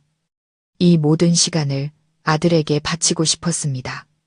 잠든 아들을 보며 제 인생이 보상받는 기분이었습니다. 모든 풍파는 이제 저 멀리 지나간 것 같았습니다. 더 이상 아무것도 필요 없었습니다. 제게는 준이만 있으면 됐습니다. 아이는 제 빛이었고 희망이었으며 제가 살아갈 이유였습니다. 변호사님께 듣기로 판결 후 민준이 항소했지만 새로운 증거가 없어 기각되었다고 했습니다. 그의 회사는 공식적으로 파산했고 그는 빚을 갚고 제게 위자료를 주기 위해 강남의 고급 아파트를 팔아야 했습니다. 그와 그의 어머니가 지키려 했던 모든 것은 결국 연기처럼 사라졌습니다. 준이가 6개월이 되어 제법 튼튼해지고 뒤집기를 시작할 무렵 그들 집안에 또 다른 비극이 닥쳤습니다. 박 여사님이 조기 석방되었다는 소식을 들었습니다. 모범수여서가 아니라 가난 말기 판정을 받았기 때문이었습니다. 7년이라는 형량은 이제 무의미해졌습니다. 그들은 그녀를 집으로 돌려보냈습니다. 그 소식은 변호사님을 통해 들었습니다. 변호사님은 민준이 파산 후 저를 괴롭히기 시작했다고 알려주었습니다. 그는 준이는 내 아들이니 만나야 한다며 미친 듯이 문자를 보내고 준이를 납치하겠다고 협박했습니다. 아버지는 아파트 1층에 경호원을 배치해야 했습니다. 그리고 어느 비 오는 오후 박 여사님이 찾아왔습니다. 제가 준이를 재우고 있는데 어머니가 허겁지겁 달려오셨습니다. 서연아, 그 여자가 문 밖에 와 있어. 제 심장이 되는 것 같았습니다. 저는 준이를 어머니께 맡겼습니다. 엄마, 준이 데리고 안방에 들어가서 문 잠그세요. 절대 나오지 마세요. 저는 심호흡을 하고 문으로 갔습니다. 외시경으로 보니 정말 박 여사님이었습니다. 하지만 알아볼 수가 없었습니다. 휠체어에 앉아 있었고 병원복을 입은 낯선 여자가 밀어주고 있었습니다. 그녀는 뼈만 앙상하게 남았고 피부는 누렇게 떴으며 항암 치료로 머리카락은 하나도 없었습니다. 암이라는 병이 법의 심판보다 더 빨리 그녀를 잠식해 버린 것이었습니다. 저는 문을 열었습니다. 서연아. 그녀는 힘겹게 속삭였습니다. 목소리가 너무 약했습니다.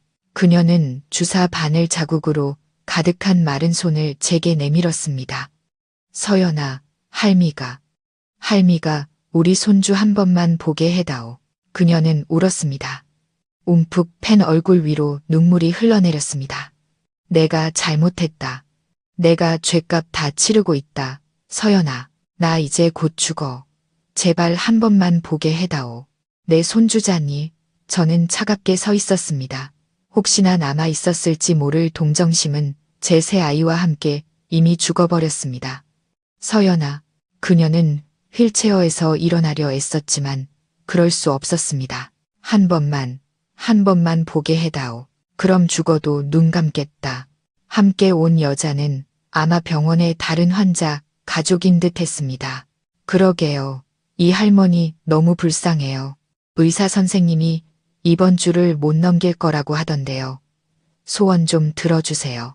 그래도 할머니랑 손주잖아요. 저는 그녀를 쳐다보았습니다. 아이들을 잃었던 고통이 다시 밀려왔습니다. 물통에 몰래 약을 넣던 그녀의 모습, 지난번들처럼 깨끗하게라던 그녀의 목소리, 저도 어머니입니다. 하지만 바로 어머니이기에 용서할 수 없었습니다. 돌아가세요. 제 목소리는 평온했지만 단호했습니다. 박 여사님은 망연자실했습니다. 제가 이렇게까지 냉정할 줄은 몰랐던 모양입니다. 서연아, 넌 날 용서할 수 없니? 용서요. 저는 비웃었습니다. 제 용서가 제 잃어버린 새 아이를 살려낼 수는 없어요.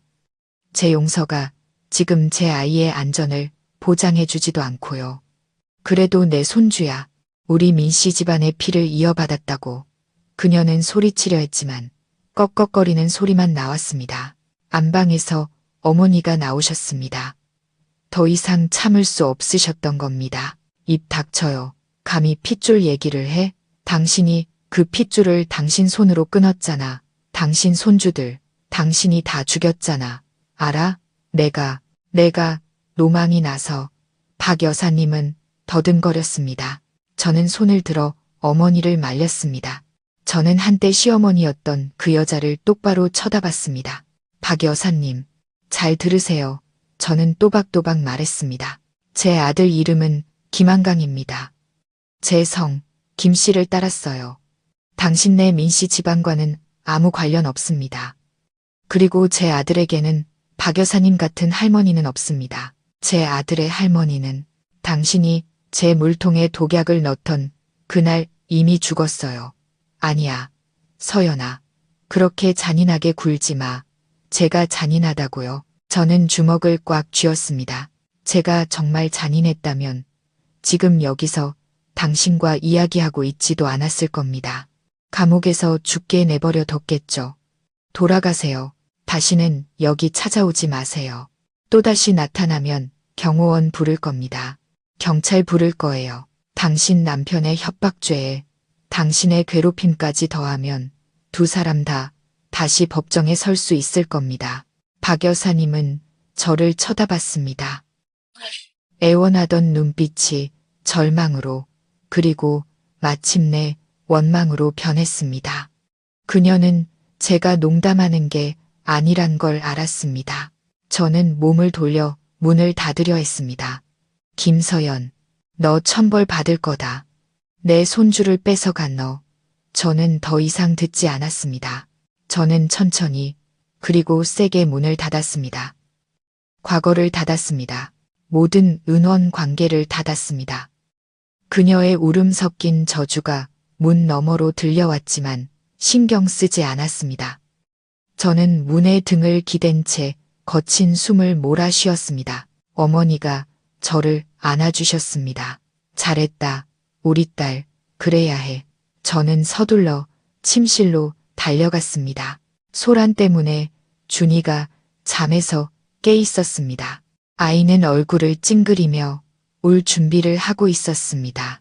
저는 얼른 아들을 안아 품에 꼭 껴안았습니다. 괜찮아, 괜찮아. 우리 준이 착하지. 엄마 여기 있어. 저는 아들의 우유 냄새 나는 이마에 입을 맞췄습니다. 엄마가 무슨 일이 있어도 널 지켜줄게. 저는 거절했습니다. 단호한 거절이었습니다.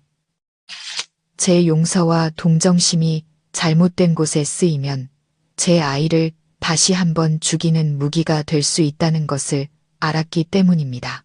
과거는 잠들어야 하고 저는 과거의 어떤 악마도 제 천사에게 손대게 놔두지 않을 겁니다. 어느 날 아침 제가 발코니에서 준이의 기저귀를 널고 있을 때 아버지께서 전화를 한 통 받으셨습니다. 아버지의 표정이 굳어졌습니다. 아버지는 저를 보시더니 천천히 말씀하셨습니다. 경찰서에서 전화 왔다. 서연아. 민준이 그 녀석 죽었단다. 저는 멈칫했습니다. 손에 들고 있던 빨래 집게가 바닥으로 떨어지며 메마른 소리를 냈습니다. 죽었다고요? 왜요? 자살했대. 아버지는 한숨을 쉬셨습니다. 어제 관악구의 한 값싼 여관에서 여관 주인이 발견했다더라. 더 이상 살 면목이 없다는 유서를 남겼다고. 경찰이 너한테 연락한 건 서류상으로 네가 유일하게 남은 가족이라서 그렇단다. 저는 의자에 주저앉았습니다. 민준이 자살했다. 한때 제 세상의 전부였던 남자, 저를 배신하고 제 아이들을 죽이는데 동조했던 남자. 결국 그렇게 끝을 선택한 것이었습니다. 슬프지도 통쾌하지도 않았습니다. 마음이 텅 비어버렸습니다. 기묘한 공허함, 아마 처음부터 끝까지 비겁했던 한 인간에 대한 약간의 동정심이었을지도 모릅니다. 그는 어머니의 말을 들었을 때도 비겁했고 아내를 속일 때도 비겁했으며 죽음으로 책임을 회피할 때도 비겁했습니다. 경찰이, 아버지는 머뭇거리셨습니다. 내가 가서 신원 확인하고 장례를 치러줄 수 있는지 묻더구나. 저는 즉시 고개를 저었습니다. 아니요, 아빠, 안 가요. 저랑 그 사람은 이제 아무 관련 없어요. 경찰에 그 사람 친척들한테 연락해보라고 전해주세요. 저는 엮이고 싶지 않아요. 아버지는 고개를 끄덕이셨습니다. 알겠다. 아빠가 처리할게. 제 삶은 계속되었습니다. 준이의 옹알이, 우유 냄새, 기저귀 냄새가 제 하루를 채웠습니다. 며칠 후 경찰관 한 분이 저희 집을 찾아왔습니다. 조사를 하러 온 것이 아니라 유품을 전달하러 온 것이었습니다. 민준 씨 가족은 아무도 없더군요. 그는 설명했습니다. 친가 쪽은 연락이 안 되고 어머니는 위독하시고요. 남은 분은 서연 씨뿐이라 저희가 현장에서 이 물건들을 발견했습니다. 절차에 따라 전달해 드립니다. 그는 테이블 위에 작은 종이 상자를 하나 올려놓았습니다. 안에는 낡은 지갑, 액정이 깨진 싸구려, 휴대폰, 그리고 표지가 다해진 수첩이 들어 있었습니다. 저는 만지고 싶지 않았지만 경찰관이 돌아간 후 무언가에 이끌려 수첩을 열었습니다. 그것은 민준의 일기였습니다. 재판이 끝난 날부터 쓰기 시작한 것이었습니다. 휘갈겨 쓴 글씨는 지운 흔적으로 가득했습니다. 첫 페이지에는 이렇게 쓰여 있었습니다. 모든 걸 잃었다. 서연이가 이겼다. 어머니 말이 맞았다. 다 내 탓이다. 내가 약했고 내가 욕심부렸다. 저는 한 장 한 장 넘겼습니다. 저를 해친 것에 대한 후회가 아니었습니다. 자신의 신세를 한탄하는 글이었습니다. 회사를 잃고 집을 잃고 명예를 잃었다고 한탄했습니다. 지은이가 자신을 배신하고 제게 증거를 넘겨준 것을 저주했습니다. 여자들이란 다 독사 같은 것들이다. 지은이도 마찬가지다. 내가 어려워지니 날 버렸다. 저는 비웃었습니다. 죽을 때까지 그는 자신의 잘못을 깨닫지 못하고 남 탓만 하고 있었습니다. 하지만 끝으로 갈수록 그의 문체는 변해갔습니다. 그는 과거의 날들에 대해 쓰기 시작했습니다. 저를 처음 만난 날 결혼식에 대해 그는 이렇게 썼습니다. 내가 처음부터 틀렸던 걸까? 서연이는 좋은 아내였다.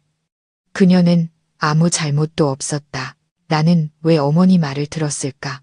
그리고 그는 준이에 대해 썼습니다. 오늘 공원에서 그녀가 아이를 안고 있는 것을 봤다. 통통한 남자아이다. 나를 닮았을까? 그녀를 닮았을까? 달려가고 싶었지만 감히 그럴 수 없었다. 그녀 아버지의 경호원이 날 잡아먹을 듯이 쳐다봤다. 내가 아버지인데 가까이 갈 수가 없다. 나는 쓰레기다. 마지막 몇 줄은 글씨가 떨리고 번져 있었습니다. 어머니가 암이란다. 나는 돈도 없고 빚더미에 앉았다. 더 이상 살아서 뭐하나. 서연아, 미안하다. 10,000번을 말해도 소용없다는 거 안다. 나는 나쁜 놈이다. 나는 아빠가 될 자격도 남편이 될 자격도 없다.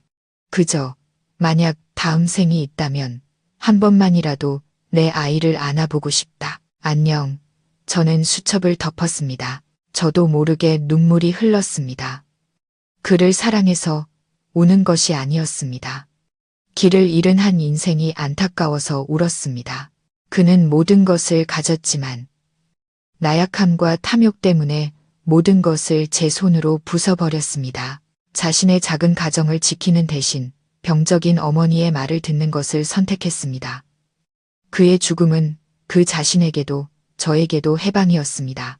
이 지긋지긋한 원한 관계에 마침표를 찍은 것이었습니다. 저는 그 수첩을 나머지 유품들과 함께 상자에 던져 넣었습니다. 내일 절에 가서 모두 태워버릴 겁니다. 제가 되어 날아가 버리도록 모든 것이 정말로 끝나도록. 민준이 죽고 한 달 후 저는 암센터에서 전화를 한 통 받았습니다. 실례지만 박혜숙 환자 보호자 되시는 김서연 씨 맞으신가요? 저는 멍해졌습니다. 아닌데요, 서연 씨. 간호사의 목소리는 다급했습니다. 환자분이 위독하세요. 의사 선생님이 오늘 밤을 넘기기 힘들 거라고 하세요. 그분이 계속 서연 씨 이름만 부르세요. 마지막으로 한 번 와서 뵈어주실 수 없을까요? 다른 가족은 아무도 없으세요. 저는 전화를 끊었습니다. 마음이 무거웠습니다. 가고 싶지 않았습니다. 제가 왜 가야 하죠? 그 여자는 제 인생을 망쳤습니다. 모든 비극의 근원이었습니다. 제가 멍하니 있는 것을 보고 어머니가 물으셨습니다. 무슨 일이니? 저는 어머니께 사실대로 말씀드렸습니다. 어머니는 한숨을 쉬셨습니다. 업보로구나. 그냥 가지 마라, 딸아. 거기 갔다가 또 무슨 험한 소리를 들을지 어떻게 아니. 너만 피곤해져. 우린 준이 돌봐야지. 하지만 저는 머뭇거렸습니다. 곧 돌아가신다고. 그리고 제 이름만 부르신대요. 왜 그랬는지 모르겠습니다.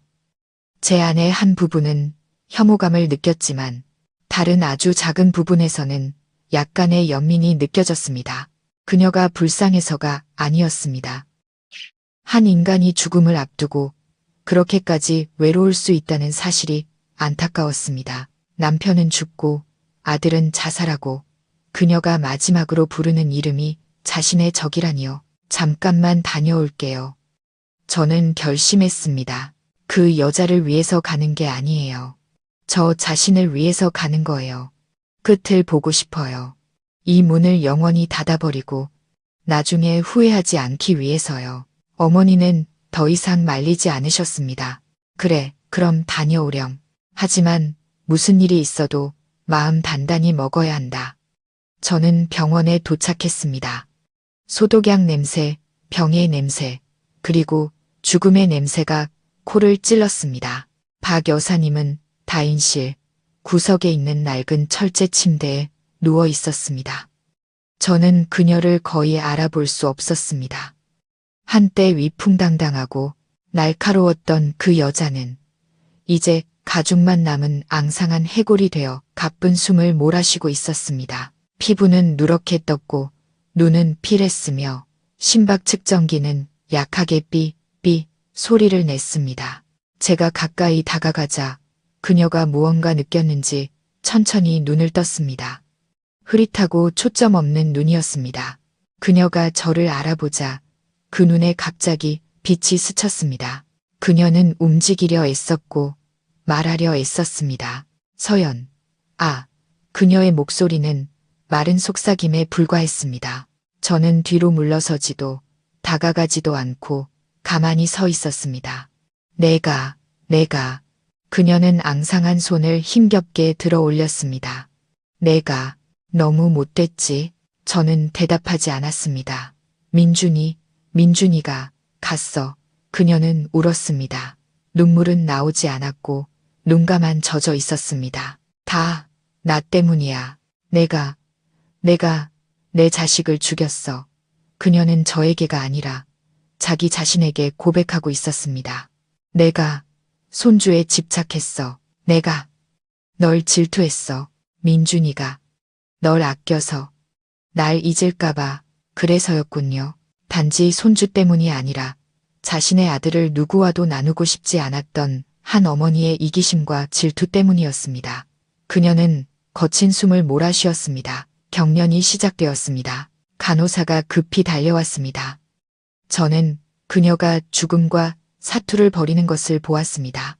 제 안의 모든 증오가 갑자기 사라졌습니다. 더 이상 화나지 않았습니다. 그저 동정심만 느껴졌습니다. 불쌍한 자에 대한 동정심. 저는 몸을 숙여 그녀가 들을 수 있도록 귓가에 속삭였습니다. 다 지난 일이에요. 편히 가세요. 박 여사님은 저를 쳐다봤습니다. 눈을 크게 떴습니다. 아마 제가 그런 말을 할 줄은 몰랐을 겁니다. 편히 가세요. 저는 반복했습니다. 이 생의 빚은 다 갚은 셈치고 편안하게 가세요. 저는 그녀를 용서하기 위해 그 말을 한 것이 아니었습니다. 저 자신을 해방시키기 위해 한 말이었습니다. 이 증오를 하루라도 더 짊어지고 싶지 않았습니다. 너무 무거웠습니다. 저는 몸을 돌려 병실을 나섰습니다. 마지막 순간을 보고 싶지 않았습니다. 제가 해야 할 일은 했습니다. 저는 내려놓았습니다. 제가 병실 문을 막 나서려는데 간호사가 저를 따라와 불렀습니다. 서연 씨, 잠시만요. 그분이 눈을 못 감으세요. 심박도 거의 맺었는데 계속 버티고 계세요. 계속 손주 하고 속삭이세요. 저는 걸음을 멈췄습니다. 마음이 내려앉았습니다. 준이를 보고 싶어 하는 걸까? 그런 것 같아요. 간호사는 난처해하며 말했습니다. 하지만 병원 규정상 신생아는 이 구역에 들어올 수 없어요. 감염 위험이 커서요. 저는 가만히 서 있었습니다. 어떻게 해야 할까? 제 아들을 이곳에 데려올 수는 없었습니다.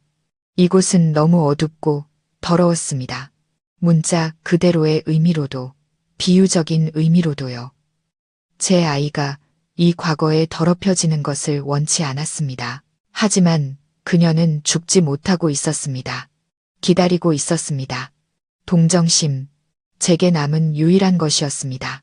한 인간으로서의 마지막 동정심. 그녀는 악마였지만 곧 죽을 사람이기도 했습니다. 저는 심호흡을 하고 휴대폰을 꺼냈습니다.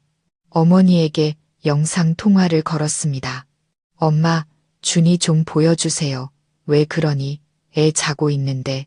어머니는 의아해 하셨습니다. 그냥 좀 보여주세요. 그분께 아기 소리라도 들려드리게. 어머니는 잠시 멍하니 계시다가 이내 제 뜻을 알아차리셨습니다. 알겠다. 화면이 켜지고 잠이 덜 깬 준이의 얼굴이 나타났습니다. 아이는 눈을 비비며 작은 입을 오물거렸습니다. 저는 병실로 돌아갔습니다. 박 여사님은 눈을 부릅뜬 채 가쁜 숨을 몰아쉬고 있었습니다. 들으세요. 저는 휴대폰 화면을 그녀의 귀 가까이 가져갔습니다. 바로 그때 집에 있던 준이가 엄마를 봤는지 옹알이를 시작했습니다. 마, 파, 맑고 순수한 소리였습니다. 박 여사님은 흠칫했습니다. 뻣뻣하게 굳어있던 그녀의 온몸이 갑자기 부드러워졌습니다. 부릅떴던 눈이 천천히 풀렸습니다. 그녀는 고개를 돌려 휴대폰 화면을 보려고 애썼습니다. 한 방울의 눈물, 진짜 눈물 한 방울이 그녀의 마른 눈가에서 흘러나와 관자놀이를 타고 흘러내렸습니다. 입술이 움직였지만 소리는 나지 않았습니다. 하지만 저는 읽을 수 있었습니다. 할미, 그리고 그녀는 눈을 감았습니다. 침대 시트를 꽉 쥐고 있던 손이 힘없이 풀렸습니다. 심박 측정기가 길고 차가운 소리를 냈습니다. 그녀는 떠났습니다. 저는 전화를 끊었습니다. 간호사에게 인사하고 병원을 빠르게 빠져나왔습니다. 밤바람이 차갑게 불어왔지만 저는 오히려 마음이 가벼워졌습니다.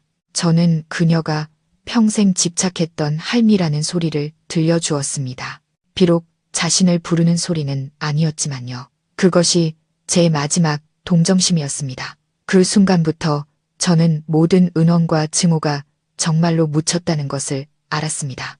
저와 아들의 삶은 평온을 되찾았습니다. 준이는 무럭무럭 자랐습니다. 아이는 걷기 시작했습니다. 아이의 아장아장한 걸음걸이 하나하나가 온 가족의 큰 기쁨이었습니다. 저는 새로운 일을 찾기 시작했습니다. 아이를 돌보면서 수입도 얻을 수 있는 재택근무였습니다. 어느 날 아침, 저는 낯선 법무법인에서 온 이상한 소포를 하나 받았습니다. 보낸 사람은 성 변호사라는 분이었습니다. 저는 아버지께 전화를 걸었고 아버지께서 조심스럽게 법무법인의 이름을 확인하셨습니다. 신뢰할 수 있는 곳이라고 하셨습니다. 저는 그제야 소포를 열었습니다. 안에는 편지 한 통과 낡은 붉은 비단 상자가 들어 있었습니다. 편지를 열었습니다. 변호사는 이렇게 썼습니다. 저는 민준 씨의 아버지, 민경호 씨의 유언 집행인입니다. 저는 깜짝 놀랐습니다. 민준이 아버지에 대해 이야기하는 것을 한 번도 들어본 적이 없었습니다. 저는 그가 돌아가셨거나 오래전에 집을 나간 줄로만 알았습니다. 편지는 계속되었습니다. 민경호 씨와 박혜숙 씨는 민준 씨가 아주 어릴 때부터 별거했습니다. 민경호 씨는 전직 교사로 온화한 성품의 소유자였습니다. 그는 박혜숙 씨의 독단적이고 야심적인 성격을 견디지 못하고 집을 나와 혼자 살았습니다. 그는 박혜숙 씨와는 연락하지 않았지만 민준 씨의 학비는 계속 몰래 지원해 주었습니다. 민경호 씨는 2년 전, 즉 재판이 열리기 전에 돌아가셨습니다. 지병으로 돌아가셨습니다. 유언으로 그는 작은 예금과 선물을 남겼습니다. 그는 이렇게 썼습니다. 나의 첫 손주에게 나는 평생 외로웠으니 손주 하나 안아보는 것이 소원이었다. 저는 떨리는 손으로 비단 상자를 열었습니다. 안에는 아주 정교하게 조각된 전통적인 모양의 금팔찌가 들어 있었습니다. 꽤 무거웠고 아직 새 것처럼 반짝였습니다. 할아버지가 한 번도 본 적 없는 손주를 위해 준비한 선물이었습니다. 가슴이 뭉클했습니다. 그 썩어빠진 집안에도 이렇게 선량한 사람이 한 명 있었다니. 안타깝게도 너무 일찍 돌아가셨지만요. 변호사는 편지에 덧붙였습니다. 이 팔찌 외에 민경호 씨는 2천만 원이 든 통장도 남기셨습니다.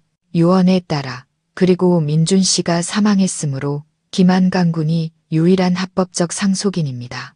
저희 사무실로 연락 주셔서 절차를 밟으시기 바랍니다. 2천만 원은 적은 돈이 아니었습니다. 저는 멍하니 앉아 있었습니다. 어떻게 해야 할까? 받아야 하나 말아야 하나. 어머니가 말씀하셨습니다. 받아라, 딸아. 할아버지가 손주에게 주는 거잖니. 우리 준이 복이야. 박 여사나 민준이 죄와는 아무 상관없는 돈이야. 아버지도 고개를 끄덕이셨습니다. 나도 동감이다. 금팔찌는 받아야지. 할아버지 유품이잖니. 저는 반짝이는 금팔찌를 보았습니다. 부모님 말씀에 동의했습니다. 이것은 할아버지의 유품이니 제 아들 것이었습니다. 하지만 돈은 저는 오랫동안 생각했습니다. 그날 밤 저는 변호사에게 다시 전화를 걸었습니다. 성 변호사님, 제 아들을 대신해 이 금팔찌는 받겠습니다. 할아버지의 유품이니 소중히 간직하겠습니다. 하지만 통장은 저는 심호흡을 했습니다. 그 돈 전액을 민경호 할아버님 이름으로 보육원이나 장학재단 같은 곳에 기부해 주십시오. 저희 모자는 받지 않겠습니다. 저희는 저희 힘으로 살아가고 싶습니다.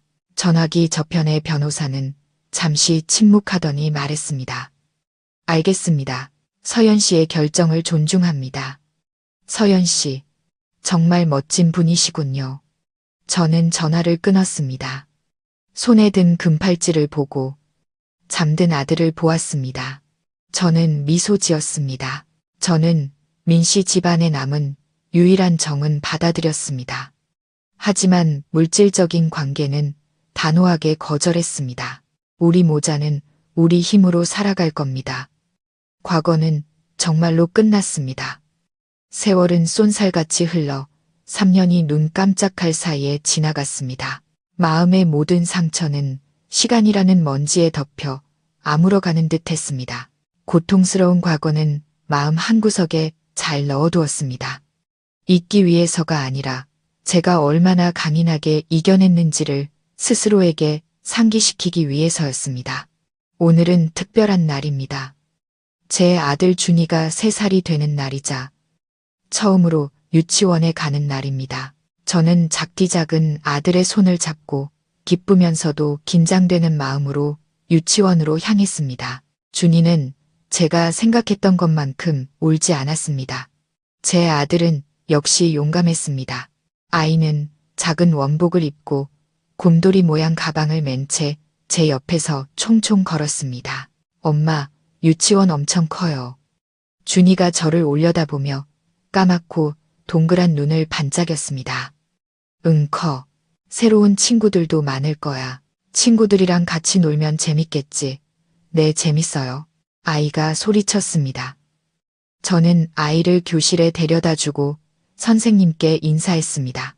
작은 아들이 친구들 무리에 섞여 들어가는 것을 보니 자랑스럽고 사랑스럽고 또 한편으로는 아이가 훌쩍 커버린 것 같아 서운한 말로 표현하기 힘든 감정이 솟아올랐습니다. 선생님께 온갖 당부를 하고 나서야 저는 아쉬운 발걸음을 옮겼습니다. 저는 유치원 문 밖에서 한참을 서서 안을 들여다보았습니다. 실례합니다. 물건 떨어뜨리셨어요. 바로 옆에서 낮고 따뜻한 목소리가 들렸습니다. 저는 깜짝 놀라 돌아봤습니다.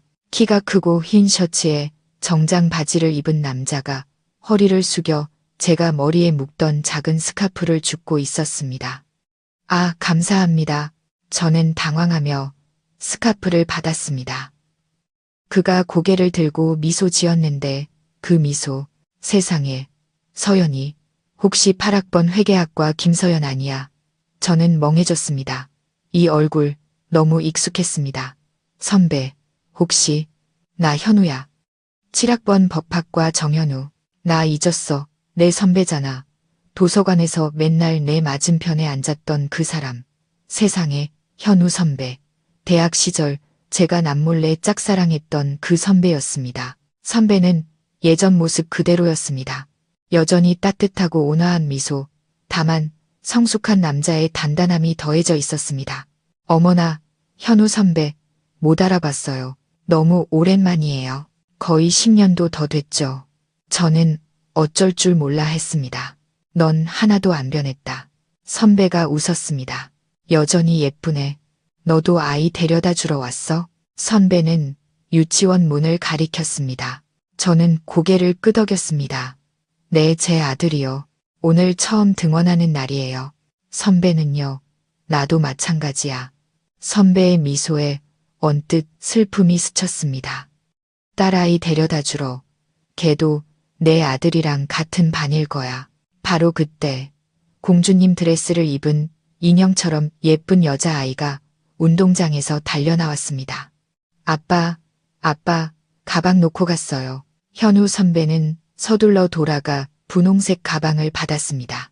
아빠가 미안, 공주님, 어서 들어가. 아이는 고개를 끄덕이고는 제게 꾸벅 아주 예의 바르게 인사했습니다. 안녕하세요. 어머, 착하다. 저는 미소 지었습니다. 현우 선배는 저를 보며 약간 멋쩍어하는 듯 했습니다. 나 혼자 애 키워. 아내, 2년 전에 교통사고로 세상을 떠났어. 제 마음이 내려앉았습니다. 죄송해요. 몰랐어요. 괜찮아. 다 지난 일인데, 뭐. 선배는 한숨을 쉬었습니다. 남편은 어디 있고 너 혼자 애를 데려다 줘? 무심코 던진 질문이었지만 저는 잠시 멈칫했습니다. 하지만 저는 예전에 제가 아니었습니다. 저는 태연하게 말했습니다. 저도 싱글맘이에요. 이혼한 지 꽤 됐어요. 우리는 서로를 바라보았습니다. 둘 다 놀란 표정이었습니다. 두 사람, 두 기구한 운명. 10년도 더 지나 아이들의 유치원 문 앞에서 우연히 다시 만난 것입니다. 운명 같은 무언가가 느껴졌습니다. 그럼 오늘 점심에 시간 있어? 현우 선배가 갑자기 물었습니다. 오랜만에 커피나 한잔하면서 옛날 이야기나 하자. 저는 잠시 망설였지만 이내 고개를 끄덕였습니다. 네, 저도 마침 시간 괜찮아요. 잘 됐네요. 저도 변호사님 찾고 있었거든요. 선배, 지금 엄청 유명한 변호사라고 들었어요. 아, 유명하긴 무슨. 선배는 손사래를 치면서도 명함을 꺼냈습니다. 하지만 네가 상담이 필요하다면 언제든 환영이지. 정현우, 법무법인 베스타. 만나서 반가워. 저는 명함을 받았습니다. 이 만남은 아마 운명의 장난일지도 모른다고 생각했습니다. 그날 점심, 우리는 아이들 유치원 근처의 작은 카페에 앉았습니다. 처음에는 일 얘기를 했습니다. 저는 장애를 가진 여성분들이 만든 수공예품을 판매하는 작은 사회적 기업을 설립하는 절차에 대해 상담이 필요하다고 말했습니다. 오랫동안 꿈꿔왔던 프로젝트였습니다. 현우 선배는 아주 주의 깊게 들어주었습니다. 그는 제게 법 조항 하나하나, 절차 하나하나를 분석해 주었습니다. 약자를 돕는 일에 대해 이야기할 때의 그의 총명함과 진심 어린 태도는 제게 깊은 인상을 남겼습니다. 그는 민준과 달랐습니다. 과시하지도 거만하지도 않았습니다. 진심이 느껴졌습니다. 그리고 우리는 아이들 이야기를 했습니다. 선배는 딸 하윤이에 대해 이야기했습니다. 아내가 갑작스럽게 세상을 떠나고 힘들었던 날들에 대해 이야기했습니다. 혼자서 아빠와 엄마 역할을 모두 해야 했던 시간들, 딸이 열이 났을 때 그저 아이를 안고 울 수밖에 없었던 밤들에 대해 저는 그의 이야기를 들으며 공감했습니다. 저도 제 이야기를 했습니다. 제 비극적인 이야기 전부는 아니었습니다. 그저 아주 힘든 상황에서 이혼했고 아이가 갓난아기였을 때부터 혼자 키웠다고만 말했습니다. 정말 고생 많았겠다. 현우 선배는 저를 존경심 가득한 눈으로 바라봤습니다. 막 아이를 낳고 이혼까지 겪었으니 정말 쉽지 않았을 텐데. 선배도 마찬가지잖아요. 혼자 딸을 키우셨으니. 딸은 엄마가 더 필요했을 텐데요. 우리는 폭풍우를 겪어본 영혼들만이 느낄 수 있는 동질감을 서로에게서 발견했습니다. 그 후 우리는 더 자주 만났습니다. 아침마다 유치원 문 앞에서 만났습니다. 선배는 제 유모차를 밀어주었고 저는 선배의 딸 하윤이 가방을 들어주었습니다. 아이들도 금세 친해졌습니다. 준이는 오빠 노릇을 하며 항상 하윤이를 지켜주었고 하윤이는 준이 오빠를 졸졸 따라다녔습니다. 가끔 주말이면 선배는 우리 모자를 공원에 데려갔습니다. 우리 넷, 선배와 저, 준이와 하윤이는 정말 한 가족처럼 보였습니다. 현우 선배는 아주 천천히 그리고 진심으로 제게 다가왔습니다. 그는 서두르지 않았습니다. 제가 상처받았다는 것을 알고 그저 묵묵히 옆에 있어 주었습니다. 비가 오면 우산을 가져다 주었고 제가 특정 음식이 먹고 싶다고 하면 다음 날 어떻게든 가장 맛있는 집을 찾아 사다 주었습니다. 부모님은 처음에는 걱정하셨습니다. 제가 또다시 상처받을까봐 두려워하셨습니다. 하지만 현우 선배를 만나고 나서는 까다로운 퇴역 군인인 아버지조차 고개를 끄덕이셨습니다. 저 친구 괜찮은 친구다. 진중하고 널 보는 눈빛이 진심이야. 어머니는 더 멀리 내다보셨습니다. 그래도 아이가 있잖니, 딸아. 계모살이가 힘들지는 않을까 걱정이구나. 저는 웃었습니다. 엄마, 하윤이 정말 착해요. 벌써 저한테 서연 엄마라고 부르는걸요. 저도 하윤이가 정말 예뻐요. 남의 아이라고 생각하지 않아요. 그냥 딸이 하나 더 생긴 기분이에요. 저는 더 이상 사랑이 두렵지 않았지만 신중했습니다. 서두르고 싶지 않았습니다. 어느 날 저녁 선배가 저를 집까지 데려다 주었습니다. 두 아이는 뒷좌석에서 깊이 잠들어 있었습니다. 서연아, 제가 차에서 내리려 할 때 선배가 제 손을 잡았습니다. 네가 많은 일을 겪었다는 거 알아. 널 재촉하고 싶진 않아. 하지만 이것만은 알아줬으면 해. 나 널 사랑해. 너의 강인함과 따뜻한 마음을 사랑해. 너와 내 아이들을 지켜주고 보호해주는 남자가 되고 싶어. 나에게 기회를 줄 수 있겠니? 가로등 불빛 아래서 저는 선배를 바라보았습니다. 그의 눈빛은 너무나 진실해서 제 심장이 녹아내리는 것 같았습니다. 저는 이 말을 기다려왔습니다. 저는 대답 대신 조용히 고개를 끄덕였습니다. 현우 선배는 미소 지었습니다. 그는 제게 키스하지 않았습니다. 그저 제 손을 들어 올려 그 위에 아주 가볍고 소중한 입맞춤을 남겼습니다. 고마워, 서연아. 저는 행복이 정말로 다시 찾아왔음을 알았습니다. 우리의 관계는 물 흐르듯 자연스럽고 따뜻하게 발전했습니다. 현우 선배는 제 과거에 대해 절대 묻지 않았습니다. 그는 그저 누구에게나 과거는 있는 거야 라고 말했습니다. 중요한 건 현재와 미래를 위해 사는 거지. 나의 미래는 너와 준이 그리고 하윤이야. 그는 멋진 아버지였습니다. 하윤이뿐만 아니라 준이도 친아들처럼 아껴주었습니다. 그는 준이에게 인내심 있게 축구를 가르쳐 주었고 동물원에 놀러 갔을 때는 준이를 목마 태워주었습니다.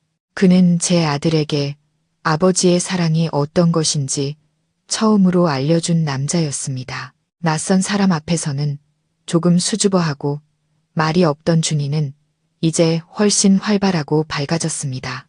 아이는 저보다 선배를 더 따랐습니다. 어느 날 제가 부엌에 있는데 거실에서 준이와 현우 선배가 노는 소리가 들렸습니다. 두 사람은 슈퍼히어로 모델을 조립하고 있었습니다. 현우 아저씨, 이건 어디에 끼워요? 준이가 물었습니다. 아, 이 팔은 여기 어깨 관절에 끼워야 해. 한번 해볼래? 너무 어려워요. 준이가 낑낑댔습니다. 괜찮아. 천천히. 남자는 인내심이 있어야지. 자, 이리 줘봐. 아저씨가 도와줄게. 두 사람은 함께 머리를 맞대고 조립했습니다. 잠시 후 준이가 소리쳤습니다. 와, 다 됐다. 진짜 멋져요. 고마워요, 현우 아저씨. 그리고 저는 아들이 머뭇거리는 소리를 들었습니다. 현우 아저씨. 준아, 아저씨 듣고 있어. 아저씨를 아빠라고 불러도 돼요. 저는 부엌에서 멈춰 섰습니다. 손에 든 국그릇을 떨어뜨릴 뻔했습니다. 심장이 세차게 뛰었습니다. 거실은 몇 초간 조용했습니다. 저는 숨을 죽였습니다. 그리고 현우 선배의 목소리가 들렸습니다. 목소리가 떨리고 있었습니다. 그럼, 당연히 되지. 아들, 다시 한번 불러줄래? 아빠가 듣고 싶구나. 아빠. 준이의 목소리는 크고 분명했으며 행복으로 가득 차 있었습니다. 아빠, 현우 아빠, 그래, 우리 아들. 현우 선배가 웃었습니다. 그의 웃음소리에도 벅찬 감동이 묻어 있었습니다.